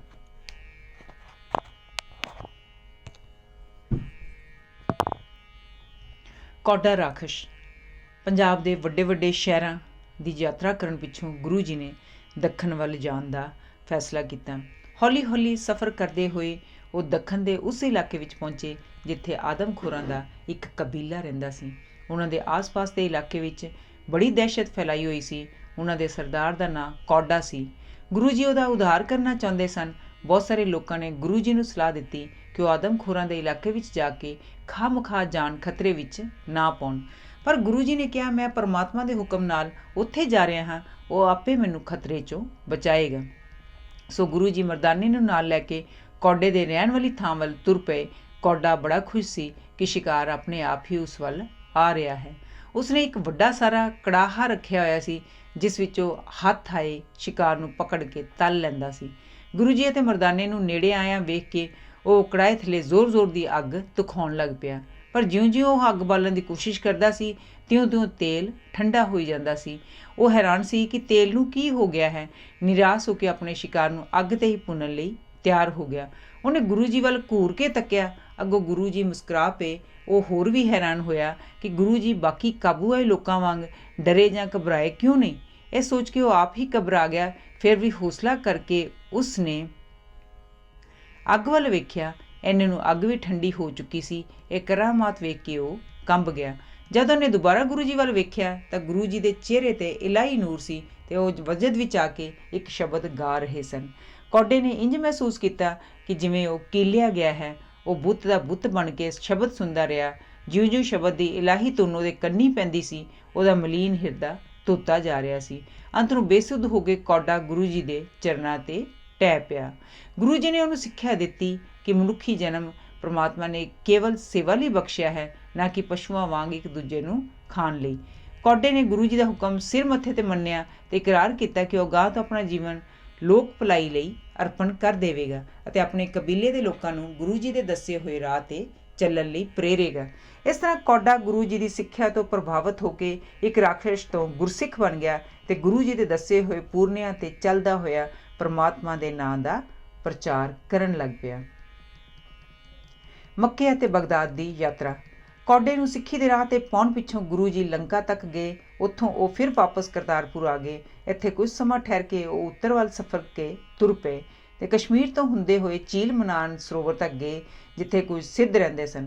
ਉਹਨਾਂ ਦੇ ਮਨ ਵਿੱਚ ਪਏ ਭੁਲੇਖੇ ਦੂਰ ਕਰਨ ਪਿੱਛੋਂ ਉਹ ਫਿਰ ਕਰਤਾਰਪੁਰ ਮੁੜ ਆਏ ਤੇ ਪੱਛਮ ਦੀ ਯਾਤਰਾ 'ਤੇ ਤੁਰ ਪਏ। ਉਹਨਾਂ ਸਮਿਆਂ ਵਿੱਚ ਪੱਛਮ ਦੀ ਯਾਤਰਾ 'ਤੇ ਜਾਣ ਵਾਲੇ ਯਾਤਰੂ ਸੂਰਤ ਦੀ ਬੰਦਰਗਾਹ ਤੋਂ ਜਹਾਜ਼ 'ਤੇ ਚੜ੍ਹਦੇ ਸਨ। ਗੁਰੂ ਜੀ ਵੀ ਇਸੇ ਰਸਤੇ ਹੀ ਮੱਕੇ ਵੱਲ ਗਏ। ਉਹਨਾਂ ਨੇ ਮੁਸਲਮਾਨ ਹਾਜੀਆਂ ਵਾਲਾ ਨੀਲਾ ਪਹਿਰਾਵਾ ਕਰ ਲਿਆ। ਅਦਨ ਦੀ ਬੰਦਰਗਾਹ ਤੋਂ ਉਤਰ ਕੇ ਗੁਰੂ ਜੀ ਹਾਜੀਆਂ ਦੇ ਕਾਫਲੇ ਨਾਲ ਮੱਕੇ ਵਿੱਚ ਜਾ ਪਹੁੰਚੇ। ਲੰਮੇ ਸਫ਼ਰ ਕਾਰਨ ਗੁਰੂ ਜੀ ਤੇ ਮਰਦਾਨਾ ਦੋਵੇਂ ਥੱਕੇ ਹੋਏ ਸਨ, ਇਸ ਲਈ ਇੱਕ ਨਵੇਕਲੀ ਜੀ ਥਾਂ ਵੇਖ ਕੇ ਉਹ ਮੱਕੇ ਵੱਲ ਪੈਰ ਕਰਕੇ ਲੇਟ ਗਏ। ਗੁਰੂ ਜੀ ਦੇ ਪ੍ਰਚਾਰ ਦਾ ਢੰਗ ਅਨੋਖਾ ਹੁੰਦਾ ਸੀ। ਉਹ ਜਿਸ ਇਲਾਕੇ ਵਿੱਚ ਜਾਂਦੇ ਸਨ ਉੱਥੋਂ ਦੀਆਂ ਪ੍ਰਚਲਿਤ ਰਿਵਾਇਤਾਂ ਦੇ ਉਲਟ ਕਰਦੇ ਸਨ ਤਾਂ ਜੋ ਲੋਕਾਂ ਦਾ ਧਿਆਨ ਆਪਣੀ ਵੱਲ ਖਿੱਚ ਸਕਣ ਤੇ ਉਹਨਾਂ ਵਿੱਚ ਆਪਣੇ ਵਿਚਾਰਾਂ ਦਾ ਪ੍ਰਚਾਰ ਕਰ ਸਕਣ। ਮੱਕਾ ਸ਼ਰੀਫ ਮੁਹੰਮਦ ਸਾਹਿਬ ਦਾ ਜਨਮ ਸਥਾਨ ਹੈ, ਇਸ ਲਈ ਮੁਸਲਮਾਨ ਇਹਨੂੰ ਦੁਨੀਆ ਵਿੱਚ ਸਭ ਤੋਂ ਪਵਿੱਤਰ ਸਥਾਨ ਮੰਨਦੇ ਹਨ। ਇਸ ਦਾ ਅਪਮਾਨ ਕੋਈ ਮੁਸਲਮਾਨ ਬਰਦਾਸ਼ਤ ਨਹੀਂ ਕਰ ਸਕਦਾ। ਇੱਕ ਅਜਨਬੀ ਨੂੰ ਕਾਬੇ ਵੱਲ ਪੈਰ ਕਰਕੇ ਸੁੱਤਿਆਂ ਪਿਆਂ ਵੇਖ ਕੇ ਲੋਕਾਂ ਨੂੰ ਬੜਾ ਕ੍ਰੋਧ ਆਇਆ। ਉਹਨਾਂ ਨੇ ਗੁਰੂ ਜੀ ਨੂੰ ਕਿਹਾ, ਤੁਸੀਂ ਪਾਗਲ ਤਾਂ ਨਹੀਂ ਜੋ ਖੁਦਾ ਦੇ ਘਰ ਵੱਲ ਪੈਰ ਕਰਕੇ ਸੁੱਤੇ ਪਏ ਹੋ? ਗੁਰੂ ਜੀ ਨੇ ਬੜੇ ਠਰਮੇ ਨਾਲ ਉੱਤਰ ਦਿੱਤਾ, ਰੱਬ ਦਾ ਘਰ ਤਾਂ ਹਰ ਥਾਂ ਹੈ, ਪਰ ਫਿਰ ਵੀ ਜਿੱਧਰ ਤੁਸੀਂ ਸਮਝਦੇ ਹੋ ਰੱਬ ਦਾ ਘਰ ਨਹੀਂ, ਤੁਸੀਂ ਆਪੇ ਮੇਰੇ ਪੈਰ ਉੱਧਰ ਕਰ ਦਿਓ। ਪਰ ਉਹ ਗੁਰੂ ਜੀ ਦੇ ਪੈਰ ਕਿੱਧਰ ਕਰਦੇ? ਕਿਹੜੀ ਥਾਂ ਹੈ ਜਿੱਥੇ ਰੱਬ ਨਹੀਂ? ਇਸ ਤੋਂ ਗੁਰੂ ਜੀ ਨੇ ਲੋਕਾਂ ਨੂੰ ਉਪਦੇਸ਼ ਦਿੱਤਾ, ਅੱਲਾ ਕਿਸੇ ਮੰਦਰ ਜਾਂ ਮਸਜਿਦ ਵਿੱਚ ਨਹੀਂ ਵਸਦਾ, ਉਹ ਸਰਬ ਵਿਆਪੀ ਹੈ, ਸ੍ਰਿਸ਼ਟੀ ਦੇ ਜ਼ਰੇ ਜ਼ਰੇ ਵਿੱਚ ਪ੍ਰਵੇਸ਼ ਕਰਦਾ ਹੈ। ਅਸੀਂ ਉਹਨੂੰ ਉਹਦੀ ਰਚਨਾ ਨਾਲ ਪਿਆਰ ਕਰਨ ਕਰਕੇ ਹੀ ਪ੍ਰਾਪਤ ਕਰ ਸਕਦੇ ਹਾਂ। ਉਸ ਵੇਲੇ ਮੱਕੇ ਤੋਂ ਪਿੱਛੋਂ ਬਗਦਾਦ ਮੁਸਲਮਾਨੀ ਮੱਤ ਦਾ ਵੱਡਾ ਕੇਂਦਰ ਸੀ ਅਤੇ ਇੱਕ ਹਿੰਦੂ ਦਾ ਉੱਥੇ ਜਾਣਾ ਉੱਥੋਂ ਦੀ ਪਵਿੱਤਰਤਾ ਭੰਗ ਕਰਨ ਦੇ ਬਰਾਬਰ ਸਮਝਿਆ ਜਾਂਦਾ ਸੀ। ਪਰ ਗੁਰੂ ਜੀ ਗੁੰਮਰਾਹ ਹੋਏ ਲੋਕਾਂ ਨੂੰ ਸਿੱਧੇ ਰਾਹ ਪਾਉਣਾ ਆਪਣਾ ਫਰਜ਼ ਸਮਝਦੇ ਸਨ। ਇਸ ਲਈ ਉਹਨੇ ਤੜਕ ਹੋ ਕੇ ਬਗਦਾਦ ਪਹੁੰਚੇ ਅਤੇ ਸ਼ਹਿਰੋਂ ਬਾਹਰ ਇੱਕ ਕਬਰਿਸਤਾਨ ਵਿੱਚ ਜਾ ਬੈਠੇ। ਅਗਲੇ ਦਿਨ ਸਵੇਰੇ ਸਵੇਰੇ ਗੁਰੂ ਜੀ ਨੇ ਮਰਦਾਨੇ ਨੂੰ ਰਬਾਬ ਵਜਾਉਣ ਲਈ ਕਿਹਾ ਅਤੇ ਉਹਨਾਂ ਨੇ ਇੱਕ ਮਧੁਰ ਲੈਅ ਵਿੱਚ ਪਰਮਾਤਮਾ ਦੀ ਉਸਤਤ ਵਿੱਚ ਇੱਕ ਸ਼ਬਦ ਗਾਇਆ। ਮੁਸਲਮਾਨੀ ਮੱਤ ਵਿੱਚ ਸੰਗੀਤ 'ਤੇ ਸਖਤ ਪਾਬੰਦੀ ਹੈ, ਪਰ ਫਿਰ ਵੀ ਗੁਰੂ ਜੀ ਦੀ ਦਿਲ ਖਿੱਚਵੀਂ ਆਵਾਜ਼ ਨਾਲ ਉੱਥੋਂ ਲੰਘ ਰਹੇ ਰਾਹੀ ਮਸਤ ਹੋ ਕੇ ਇੰਝ ਖਿੱਚੇ ਗਏ ਜਿਵੇਂ ਸਪੇਰੇ ਦੀ ਬੀਨ ਵੱਲ ਸੱਪ ਆਪ ਮੁਹਾਰੇ ਖਿੱਚਿਆ ਜਾਂਦਾ ਹੈ। ਸ਼ਬਦ ਖਤਮ ਹੋਣ 'ਤੇ ਗੁਰੂ ਜੀ ਨੇ ਅਰਬੀ ਬੋਲੀ ਵਿੱਚ ਮੁਸਲਮਾਨ ਮੁਲਾਣਿਆਂ ਵਾਂਗ ਉੱਚੀ ਆਵਾਜ਼ ਵਿੱਚ ਬਾਂਗ ਦਿੱਤੀ। ਇਸ ਵਿੱਚ ਪਰਮਾਤਮਾ ਦੀ ਉਪਮਾ ਸੀ, ਪਰ ਪੈਗੰਬਰ ਮੁਹੰਮਦ ਦਾ ਜ਼ਿਕਰ ਨਹੀਂ ਸੀ। ਜਦ ਬਾਂਗ ਖਤਮ ਹੋਈ ਤਾਂ ਕਈ ਲੋਕਾਂ ਨੇ ਰੌਲਾ ਪਾਉਣਾ ਸ਼ੁਰੂ ਕਰ ਦਿੱਤਾ, ਇਹ ਕਾਫਰ ਕੌਣ ਹੈ ਜੋ ਨਾ ਕੇਵਲ ਇਸ ਪਵਿੱਤਰ ਸਥਾਨ ਨੂੰ ਸੰਗੀਤ ਦੁਆਰਾ ਪਵਿੱਤਰ ਕਰ ਰਿਹਾ ਹੈ, ਬਲਕਿ ਅਜ਼ਾਨ ਨੂੰ ਵੀ ਤੋੜ ਮਰੋੜ ਕੇ ਇਸਲਾਮ ਦੀ ਇਹ ਮਰਿਆਦਾ ਭੰਗ ਕਰ ਰਿਹਾ ਹੈ। ਇਹ ਵੇਖ ਕੇ ਉਸ ਵੇਲੇ ਕਾਜੀ ਤੱਕ ਪਹੁੰਚ ਗਈ। ਉਹਨੇ ਗੁਰੂ ਜੀ ਨੂੰ ਆਪਣੇ ਸਾਹਮਣੇ ਪੇਸ਼ ਹੋਣ ਲਈ ਹੁਕਮ ਦਿੱਤਾ। ਗੁਰੂ ਜੀ ਨੇ ਉੱਤਰ ਦਿੱਤਾ, ਅਸੀਂ ਰੱਬ ਦੇ ਬੰਦੇ ਹਾਂ, ਰੱਬ ਦੇ ਹੁਕਮ ਨਾਲ ਇੱਥੇ ਆਏ ਹਾਂ, ਅਸੀਂ ਰੱਬ ਤੋਂ ਬਿਨਾਂ ਕਿਸੇ ਹੋਰ ਦਾ ਹੁਕਮ ਨਹੀਂ ਮੰਨਦੇ। ਇਹ ਸੁਣ ਕੇ ਕਾਜ਼ੀ ਨੂੰ ਬੜਾ ਤੈਸ਼ ਆਇਆ। ਉਹਨੇ ਫਤਵਾ ਦਿੱਤਾ ਕਿ ਇਸ ਲਾਮੀ ਸ਼ਰ੍ਹਾ ਅਨੁਸਾਰ ਇਸ ਕਾਫਰ ਨੂੰ ਪੱਥਰ ਮਾਰ ਕੇ ਮਾਰ ਦਿੱਤਾ ਜਾਏ। ਇਹ ਫਤਵਾ ਸੁਣਦਿਆਂ ਹੀ ਇੱਕ ਬਹੁਤ ਭਾਰੀ ਹਜੂਮ ਇਕੱਠਾ ਹੋ ਗਿਆ ਅਤੇ ਪੱਥਰ ਹੱਥ ਵਿੱਚ ਲਈ ਕਬਰਸਤਾਨ ਵੱਲ ਤੁਰ ਪਿਆ। ਇਸ ਗੁੱਸੇ ਵਿੱਚ ਭਰੇ ਹਜੂਮ ਨੂੰ ਲਾਗੇ ਆਉਂਦਿਆਂ ਵੇਖ ਕੇ ਮਰਦਾਨਾ ਡਰ ਗਿਆ, ਪਰ ਗੁਰੂ ਜੀ ਨੇ ਉਹਨੂੰ ਹੌਸਲਾ ਦਿੰਦਿਆਂ ਕਿਹਾ, ਮਰਦਾਨਿਆ ਸਾਨੂੰ ਕਾਹਦਾ ਡਰ ਹੈ, ਅਸੀਂ ਤਾਂ ਰੱਬ ਦੇ ਹੁਕਮ ਦੇ ਬੱਧੇ ਇੱਥੇ ਆਏ ਹਾਂ, ਉਹ ਵੀ ਸਾਡਾ ਰਾਖਾ ਹੈ। ਜਦ ਹਜੂਮ ਬੜਾ ਨੇੜੇ ਆ ਗਿਆ ਤਾਂ ਗੁਰੂ ਜੀ ਨੇ ਫਿਰ ਵਜਦ ਵਿੱਚ ਆ ਕੇ ਆਪਣੀ ਸੁਰੀਲੀ ਮੱਧ ਭਰੀ ਆਵਾਜ਼ ਵਿੱਚ ਇੱਕ ਸ਼ਬਦ ਪੜ੍ਹਿਆ, ਜਿਸ ਨੂੰ ਸੁਣਦਿਆਂ ਹੀ ਸਭ ਲੋਕ ਬੁੱਤ ਦਾ ਬੁੱਤ ਬਣ ਕੇ ਖੜੇ ਹੋ ਗਏ। ਜਦ ਇਸ ਬਾਰੇ ਕਿਸੇ ਨੇ ਕਾਜ਼ੀ ਨੂੰ ਜਾ ਕੇ ਇਸਲਾਹ ਕੀਤੀ ਕਿ ਉਹ ਬੜਾ ਹੈਰਾਨ ਹੋਇਆ ਅਤੇ ਇਹ ਸਭ ਕੁਝ ਅੱਖੀਂ ਵੇਖਣ ਲਈ ਉੱਥੇ ਆ ਪਹੁੰਚਿਆ ਜਿੱਥੇ ਹਜੂਮ ਖੜਾ ਸੀ। ਗੁਰੂ ਜੀ ਦੀ ਆਵਾਜ਼, ਉਹਨਾਂ ਦੇ ਚਿਹਰੇ ਦਾ ਨੂਰ ਅਤੇ ਉਹਨਾਂ ਦੇ ਬੁੱਲ੍ਹਾਂ 'ਤੇ ਇੱਕ ਅਨੋਖੀ ਮੁਸਕਰਾਹਟ ਵੇਖਦੇ ਸਾਰ ਹੀ ਉਹ ਗੁਰੂ ਜੀ ਦਾ ਮਤੀ ਹੋ ਗਿਆ ਅਤੇ ਉਹਨੇ ਗੁਰੂ ਜੀ ਨੂੰ ਚੁੱਕ ਕੇ ਪ੍ਰਣਾਮ ਕੀਤਾ। ਗੁਰੂ ਜੀ ਨੇ ਉਹਨੂੰ ਉਪਦੇਸ਼ ਦਿੰਦਿਆਂ ਕਿਹਾ, ਸਭ ਬੰਦੇ ਪਰਮਾਤਮਾ ਦੇ ਬਣਾਏ ਹੋਏ ਨੇ, ਇਸ ਲਈ ਤੁਹਾਨੂੰ ਕਿਸੇ ਨਾਲ ਮਜ਼ਹਬ ਦੇ ਆਧਾਰ 'ਤੇ ਵਿਤਕਰਾ ਨਹੀਂ ਕਰਨਾ ਚਾਹੀਦਾ। ਧਰਮ ਸਭ ਚੰਗੇ ਨੇ ਕਿਉਂਕਿ ਉਹ ਸਭ ਪਰਮਾਤਮਾ ਦੀ ਪ੍ਰਾਪਤੀ ਦਾ ਅਤੇ ਸਫਲ ਜੀਵਨ ਦਾ ਰਾਹ ਦੱਸਦੇ ਨੇ। ਕਿਉਂਕਿ ਸਭ ਪਰਮਾਤਮਾ ਦਾ ਪ੍ਰਾਪਤੀ ਦਾ ਕਿਸੇ ਨੂੰ ਮਾੜਾ ਕਹਿਣਾ ਅੱਲਾ ਦੇ ਹੁਕਮ ਦੀ ਉਲੰਘਣਾ ਹੈ। ਗੁਰੂ ਜੀ ਦੇ ਉਪਦੇਸ਼ ਨਾਲ ਕਾਜ਼ੀ ਨੂੰ ਪੂਰਨ ਸੋਝੀ ਹੋ ਗਈ ਕਿ ਧਰਮ ਜਾਂ ਜਾਤ ਪਾਤ ਦੇ ਆਧਾਰ 'ਤੇ ਕਿਸੇ ਨਾਲ ਨਫ਼ਰਤ ਨਹੀਂ ਕਰਨੀ ਬੇਸਮਝੀ ਹੈ ਅਤੇ ਪੈਗੰਬਰ ਮੁਹੰਮਦ ਦੇ ਹੁਕਮ ਦੀ ਉਲੰਘਣਾ ਹੈ। ਵਲੀ ਕੰਧਾਰੀ। ਪੱਛਮ ਤੋਂ ਵਾਪਸੀ ਤੇ ਗੁਰੂ ਜੀ ਅਫਗਾਨਿਸਤਾਨ ਰਾਹੀਂ ਹਸਨ ਅਬਦਾਲ ਪਹੁੰਚੇ। ਇਹ ਕਸਬਾ ਰਾਵਲਪਿੰਡੀ ਤੋਂ ਕੋਈ 30 ਕੁ ਮੀਲ ਦੀ ਵਿੱਥ 'ਤੇ ਹੈ। ਗੁਰੂ ਜੀ ਉੱਥੇ ਪਹੁੰਚ ਕੇ ਇੱਕ ਪਥਰੀਲੀ ਪਹਾੜੀ ਲਾਗੇ ਬੈਠ ਗਏ। ਉਸ ਪਹਾੜੀ ਦੀ ਚੋਟੀ 'ਤੇ ਇੱਕ ਮੁਸਲਮਾਨ ਫਕੀਰ ਰਹਿੰਦਾ ਸੀ ਜਿਸ ਦਾ ਨਾਂ ਵਲੀ ਕੰਧਾਰੀ ਸੀ। ਪਹਾੜੀ 'ਤੇ ਪਾਣੀ ਦਾ ਇੱਕ ਚਸ਼ਮਾ ਸੀ। ਥੱਲੇ ਘਾਟੀ ਵਿੱਚ ਰਹਿਣ ਵਾਲੇ ਲੋਕ ਇੱਥੋਂ ਹੀ ਪਾਣੀ ਪੀਣ ਲਈ ਲੈਂਦੇ ਸਨ। ਵਲੀ ਕੰਧਾਰੀ ਬੜਾ ਹੀ ਕੱਟੜ ਮੁਸਲਮਾਨ ਸੀ।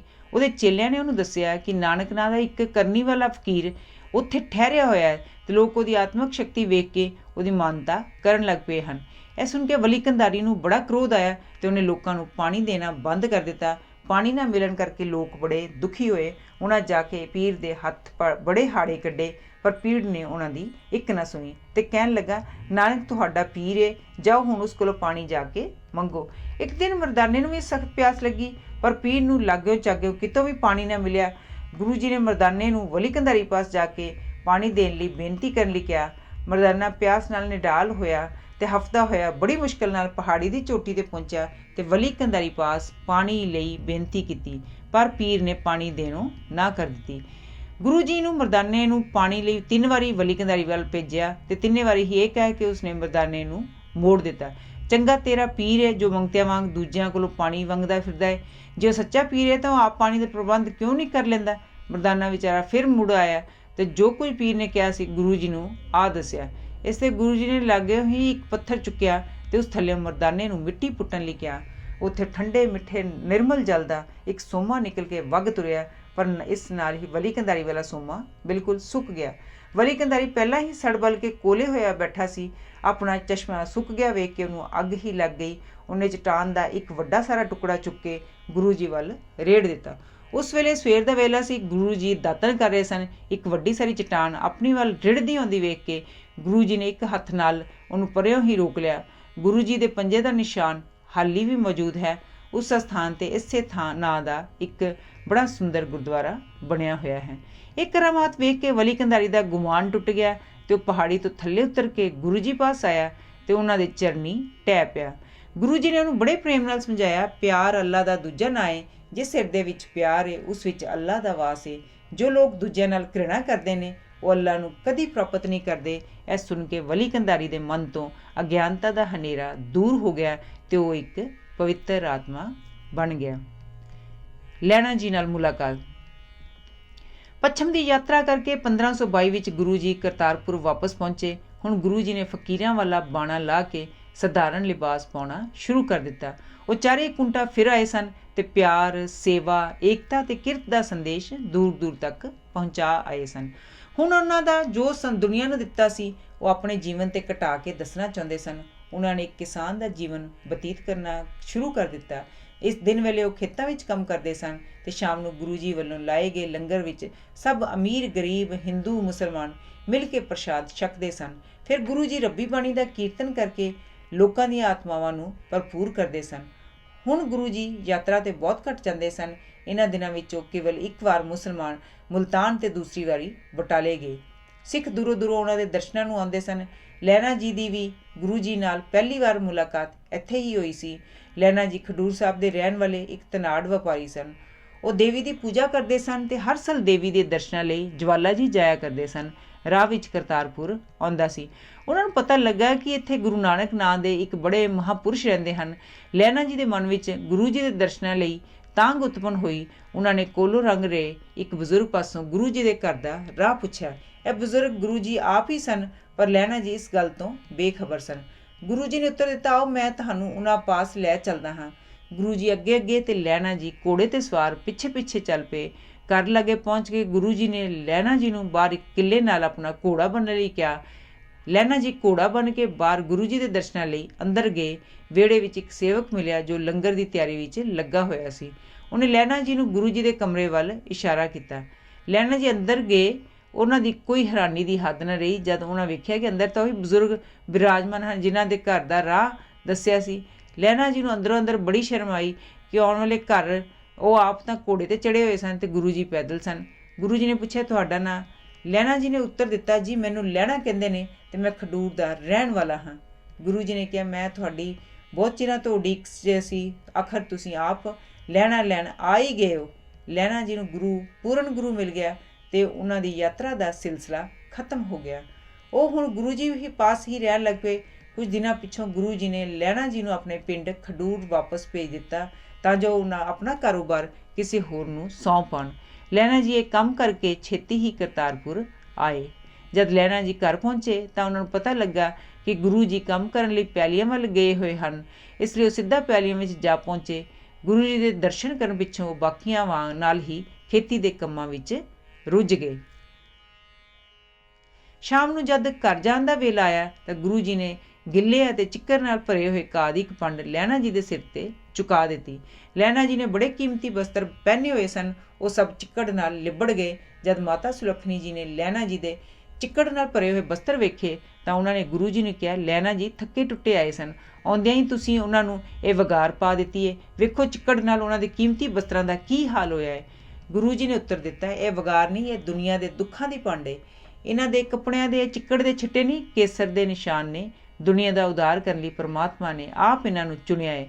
ਗੁਰੂ ਜੀ ਨੂੰ ਪਤਾ ਸੀ ਕਿ ਹੁਣ ਉਹਨਾਂ ਦਾ ਸੰਸਾਰ ਤੋਂ ਕੂਚ ਕਰਨ ਦਾ ਸਮਾਂ ਆ ਗਿਆ ਹੈ। ਸੋ 15 ਅਪ੍ਰੈਲ 1939 ਵਾਲੇ ਦਿਨ ਉਹਨਾਂ ਨੇ ਲਹਿਣਾ ਜੀ ਨੂੰ ਗੱਦੀ 'ਤੇ ਬਿਠਾਉਣ ਦੀ ਰਸਮ ਪੂਰੀ ਕੀਤੀ। ਬਾਬਾ ਬੁੱਢਾ ਜੀ ਨੇ ਉਹਨਾਂ ਦੇ ਮੱਥੇ 'ਤੇ ਤਿਲਕ ਲਾਇਆ। ਗੁਰੂ ਜੀ ਨੇ 5 ਪੈਸੇ ਤੇ ਨਾਰੀਅਲ ਲਹਿਣਾ ਜੀ ਸਾਹਮਣੇ ਰੱਖ ਕੇ ਮੱਥਾ ਟੇਕਿਆ ਅਤੇ ਇਸ ਤਰ੍ਹਾਂ ਗੁਰਿਆਈ ਲਹਿਣਾ ਜੀ ਨੂੰ ਸੌਂਪ ਦਿੱਤੀ। ਲਹਿਣਾ ਜੀ ਦਾ ਨਾਂ ਗੁਰੂ ਅੰਗਦ ਰੱਖਾ ਦਿੱਤਾ ਗਿਆ। ਇਸ ਤੋਂ ਪਹਿਲਾਂ ਲਹਿਣਾ ਜੀ ਗੁਰੂ ਨਾਨਕ ਦੇਵ ਜੀ ਨੂੰ ਮਿਲਣ ਲਈ ਕਰਤਾਰਪੁਰ ਆਉਂਦੇ ਹੁੰਦੇ ਸਨ। ਹੁਣ ਗੁਰੂ ਨਾਨਕ ਦੇਵ ਜੀ ਨੇ ਉਹਨਾਂ ਨੂੰ ਕਿਹਾ, ਅੱਜ ਤੋਂ ਮੈਂ ਤੁਹਾਡੇ ਦਰਸ਼ਨਾਂ ਲਈ ਆਪ ਚੱਲ ਕੇ ਆਇਆ ਕਰਾਂਗਾ, ਕਿਉਂਕਿ ਹੁਣ ਤੋਂ ਗੁਰੂ ਤੁਸੀਂ ਹੋ। ਦਰਿਆਓ ਪਾਰ ਇੱਕ ਰੰਧਾਵੇ ਜੱਟ ਦਾ ਖੂਹ ਸੀ। ਗੁਰੂ ਅੰਗਦ ਦੇਵ ਜੀ ਉਸ ਖੂਹ 'ਤੇ ਆ ਬੈਠਦੇ ਸਨ। ਉੱਧਰ ਗੁਰੂ ਨਾਨਕ ਦੇਵ ਜੀ ਕਰਤਾਰਪੁਰੋਂ ਦਰਿਆ ਪਾਰ ਕਰਕੇ ਉਹਨਾਂ ਨੂੰ ਮਿਲਣ ਲਈ ਉੱਥੇ ਆ ਜਾਂਦੇ ਸਨ। 15 ਸਤੰਬਰ 1539 ਨੂੰ ਗੁਰੂ ਨਾਨਕ ਦੇਵ ਜੀ ਜੋਤੀ ਜੋਤ ਸਮਾ ਗਏ। ਇਸ ਵੇਲੇ ਉਹਨਾਂ ਦੀ ਉਮਰ 70 ਸਾਲ ਸੀ। ਗੁਰੂ ਅੰਗਦ ਦੇਵ ਜੀ ਨੂੰ ਇਸ ਦਾ ਬੜਾ ਸਦਮਾ ਪਹੁੰਚਿਆ, ਪਰ ਉਹਨਾਂ ਨੂੰ ਭਾਣਾ ਮਿੱਠਾ ਕਰਕੇ ਮੰਨਿਆ। ਗੁਰੂ ਜੀ ਦੇ ਜੋਤੀ ਜੋਤ ਸਮਾਨ ਪਿੱਛੋਂ ਉਹਨਾਂ ਦੇ ਮ੍ਰਿਤਕ ਸਰੀਰ ਦੀ ਅੰਤਮ ਕਿਰਿਆ ਬਾਰੇ ਹਿੰਦੂਆਂ ਤੇ ਮੁਸਲਮਾਨਾਂ ਵਿੱਚ ਝਗੜਾ ਹੋ ਗਿਆ। ਹਿੰਦੂ ਸੰਸਕਾਰ ਕਰਨਾ ਚਾਹੁੰਦੇ ਸਨ ਤੇ ਮੁਸਲਮਾਨ ਦਬਾਉਣਾ ਚਾਹੁੰਦੇ ਸਨ। ਝਗੜਾ ਨਿਬੇੜਨ ਲਈ ਗੁਰੂ ਅੰਗਦ ਦੇਵ ਜੀ ਨੇ ਦੋਹਾਂ ਨੂੰ ਸਲਾਹ ਦਿੱਤੀ ਕਿ ਦੋਵੇਂ ਗੁਰੂ ਜੀ ਦੇ ਸੱਜੇ ਤੇ ਖੱਬੇ ਪਾਸੇ ਤਾਜ਼ੇ ਫੁੱਲ ਰੱਖ ਦੇਣ। ਜਿਸ ਦੇ ਫੁੱਲ ਅਗਲੀ ਸਵੇਰ ਤੱਕ ਤਾਜ਼ੇ ਰਹਿਣ, ਉਹ ਉਹਨਾਂ ਦਾ ਆਪਣੇ ਧਰਮ ਦੀ ਰਿਵਾਇਤ ਅਨੁਸਾਰ ਕਿਰਿਆ ਕਰ ਦੇਣ। ਅਗਲੀ ਸਵੇਰ ਦੋਹਾਂ ਦੇ ਫੁੱਲ ਤਾਜ਼ੇ ਸਨ। ਜਦ ਗੁਰੂ ਜੀ ਉੱਪਰੋਂ ਚਾਦਰ ਲਾਈ ਗਈ ਤਾਂ ਉਸ ਥੱਲੇ ਕੁਝ ਵੀ ਨਹੀਂ ਸੀ। ਦੋਹਾਂ ਨੇ ਚਾਦਰ ਅੱਧੋ ਅੱਧ ਕਰ ਲਈ ਤੇ ਆਪੋ ਆਪਣੀ ਰਿਵਾਇਤਾਂ ਅਨੁਸਾਰ ਉਹਦੀ ਅੰਤਮ ਕਿਰਿਆ ਕਰ ਦਿੱਤੀ। ਇਸ ਤਰ੍ਹਾਂ ਜਗਤ ਦੇ ਮਹਾਨ ਪਰਉਪਕਾਰੀ ਮਨੁੱਖੀ ਜਾਤੀ ਦੇ ਪਰਮ ਮਿੱਤਰ ਇਸ ਸੰਸਾਰ ਤੋਂ ਕੂਚ ਕਰ ਗਏ। ਗੁਰੂ ਜੀ ਨੇ ਮਨੁੱਖੀ ਜਾਤੀ ਦੇ ਉਧਾਰ ਲਈ ਆਪਣਾ ਘਰ ਘਰ ਤਿਆਗ ਕੇ ਦੇਸ਼ ਦੇਸ਼ਾਂਤਰਾਂ ਦੀ ਯਾਤਰਾ ਕੀਤੀ ਤੇ ਮਨੁੱਖ ਜਾਤੀ ਨੂੰ ਆਪਣਾ ਇਲਾਹੀ ਤੇ ਪ੍ਰਕਾਸ਼ਮਈ ਜੀਵਨ ਪ੍ਰਦਾਨ ਕਰਦੇ ਹੋਏ ਦੱਸਿਆ ਕਿ ਸਭ ਤੋਂ ਉੱਚਾ ਸੁੱਚਾ ਸੱਚ ਹੈ, ਪਰ ਸੱਚ ਤੋਂ ਵੀ ਉੱਚਾ ਸੱਚਾਈ ਭਰਪੂਰ ਜੀਵਨ ਹੈ। ਅੱਜ ਤੁਸੀਂ ਮੇਰੇ ਨਾਲ ਸਿੱਖ ਧਰਮ ਦੇ ਮੋਢੀ ਸਾਹਿਬ ਸ੍ਰੀ ਗੁਰੂ ਨਾਨਕ ਦੇਵ ਜੀ ਦੇ ਬਾਰੇ ਮਹੱਤਵਪੂਰਨ ਜਾਣਕਾਰੀ ਹਾਸਲ ਕੀਤੀ ਹੈ। ਅਸੀਂ ਸਾਰਿਆਂ ਨੇ ਉਹਨਾਂ ਦੇ ਦੁਆਰਾ ਦਰਸਾਏ ਗਏ ਮਾਰਗ ਦਾ ਪਾਂਧੀ ਬਣਨਾ ਹੈ, ਇੱਕ ਵਿਚਾਰਵਾਨ ਤੇ ਵਿਵੇਕਸ਼ੀਲ ਮਨੁੱਖ ਵਜੋਂ ਵਿਚਰਨਾ ਹੈ ਤੇ ਉਸ ਪਰਮਾਤਮਾ ਦੀ ਰਚਨਾ ਦੀ ਸਿਫਤ ਸਲਾਹ ਕਰਦਿਆਂ, ਕਿਰਤ ਕਰਦਿਆਂ ਨਾਮ ਵੀ ਜਪਣਾ ਹੈ ਤੇ ਵੰਡ ਕੇ ਛਕਣਾ ਹੈ। ਧੰਨਵਾਦ।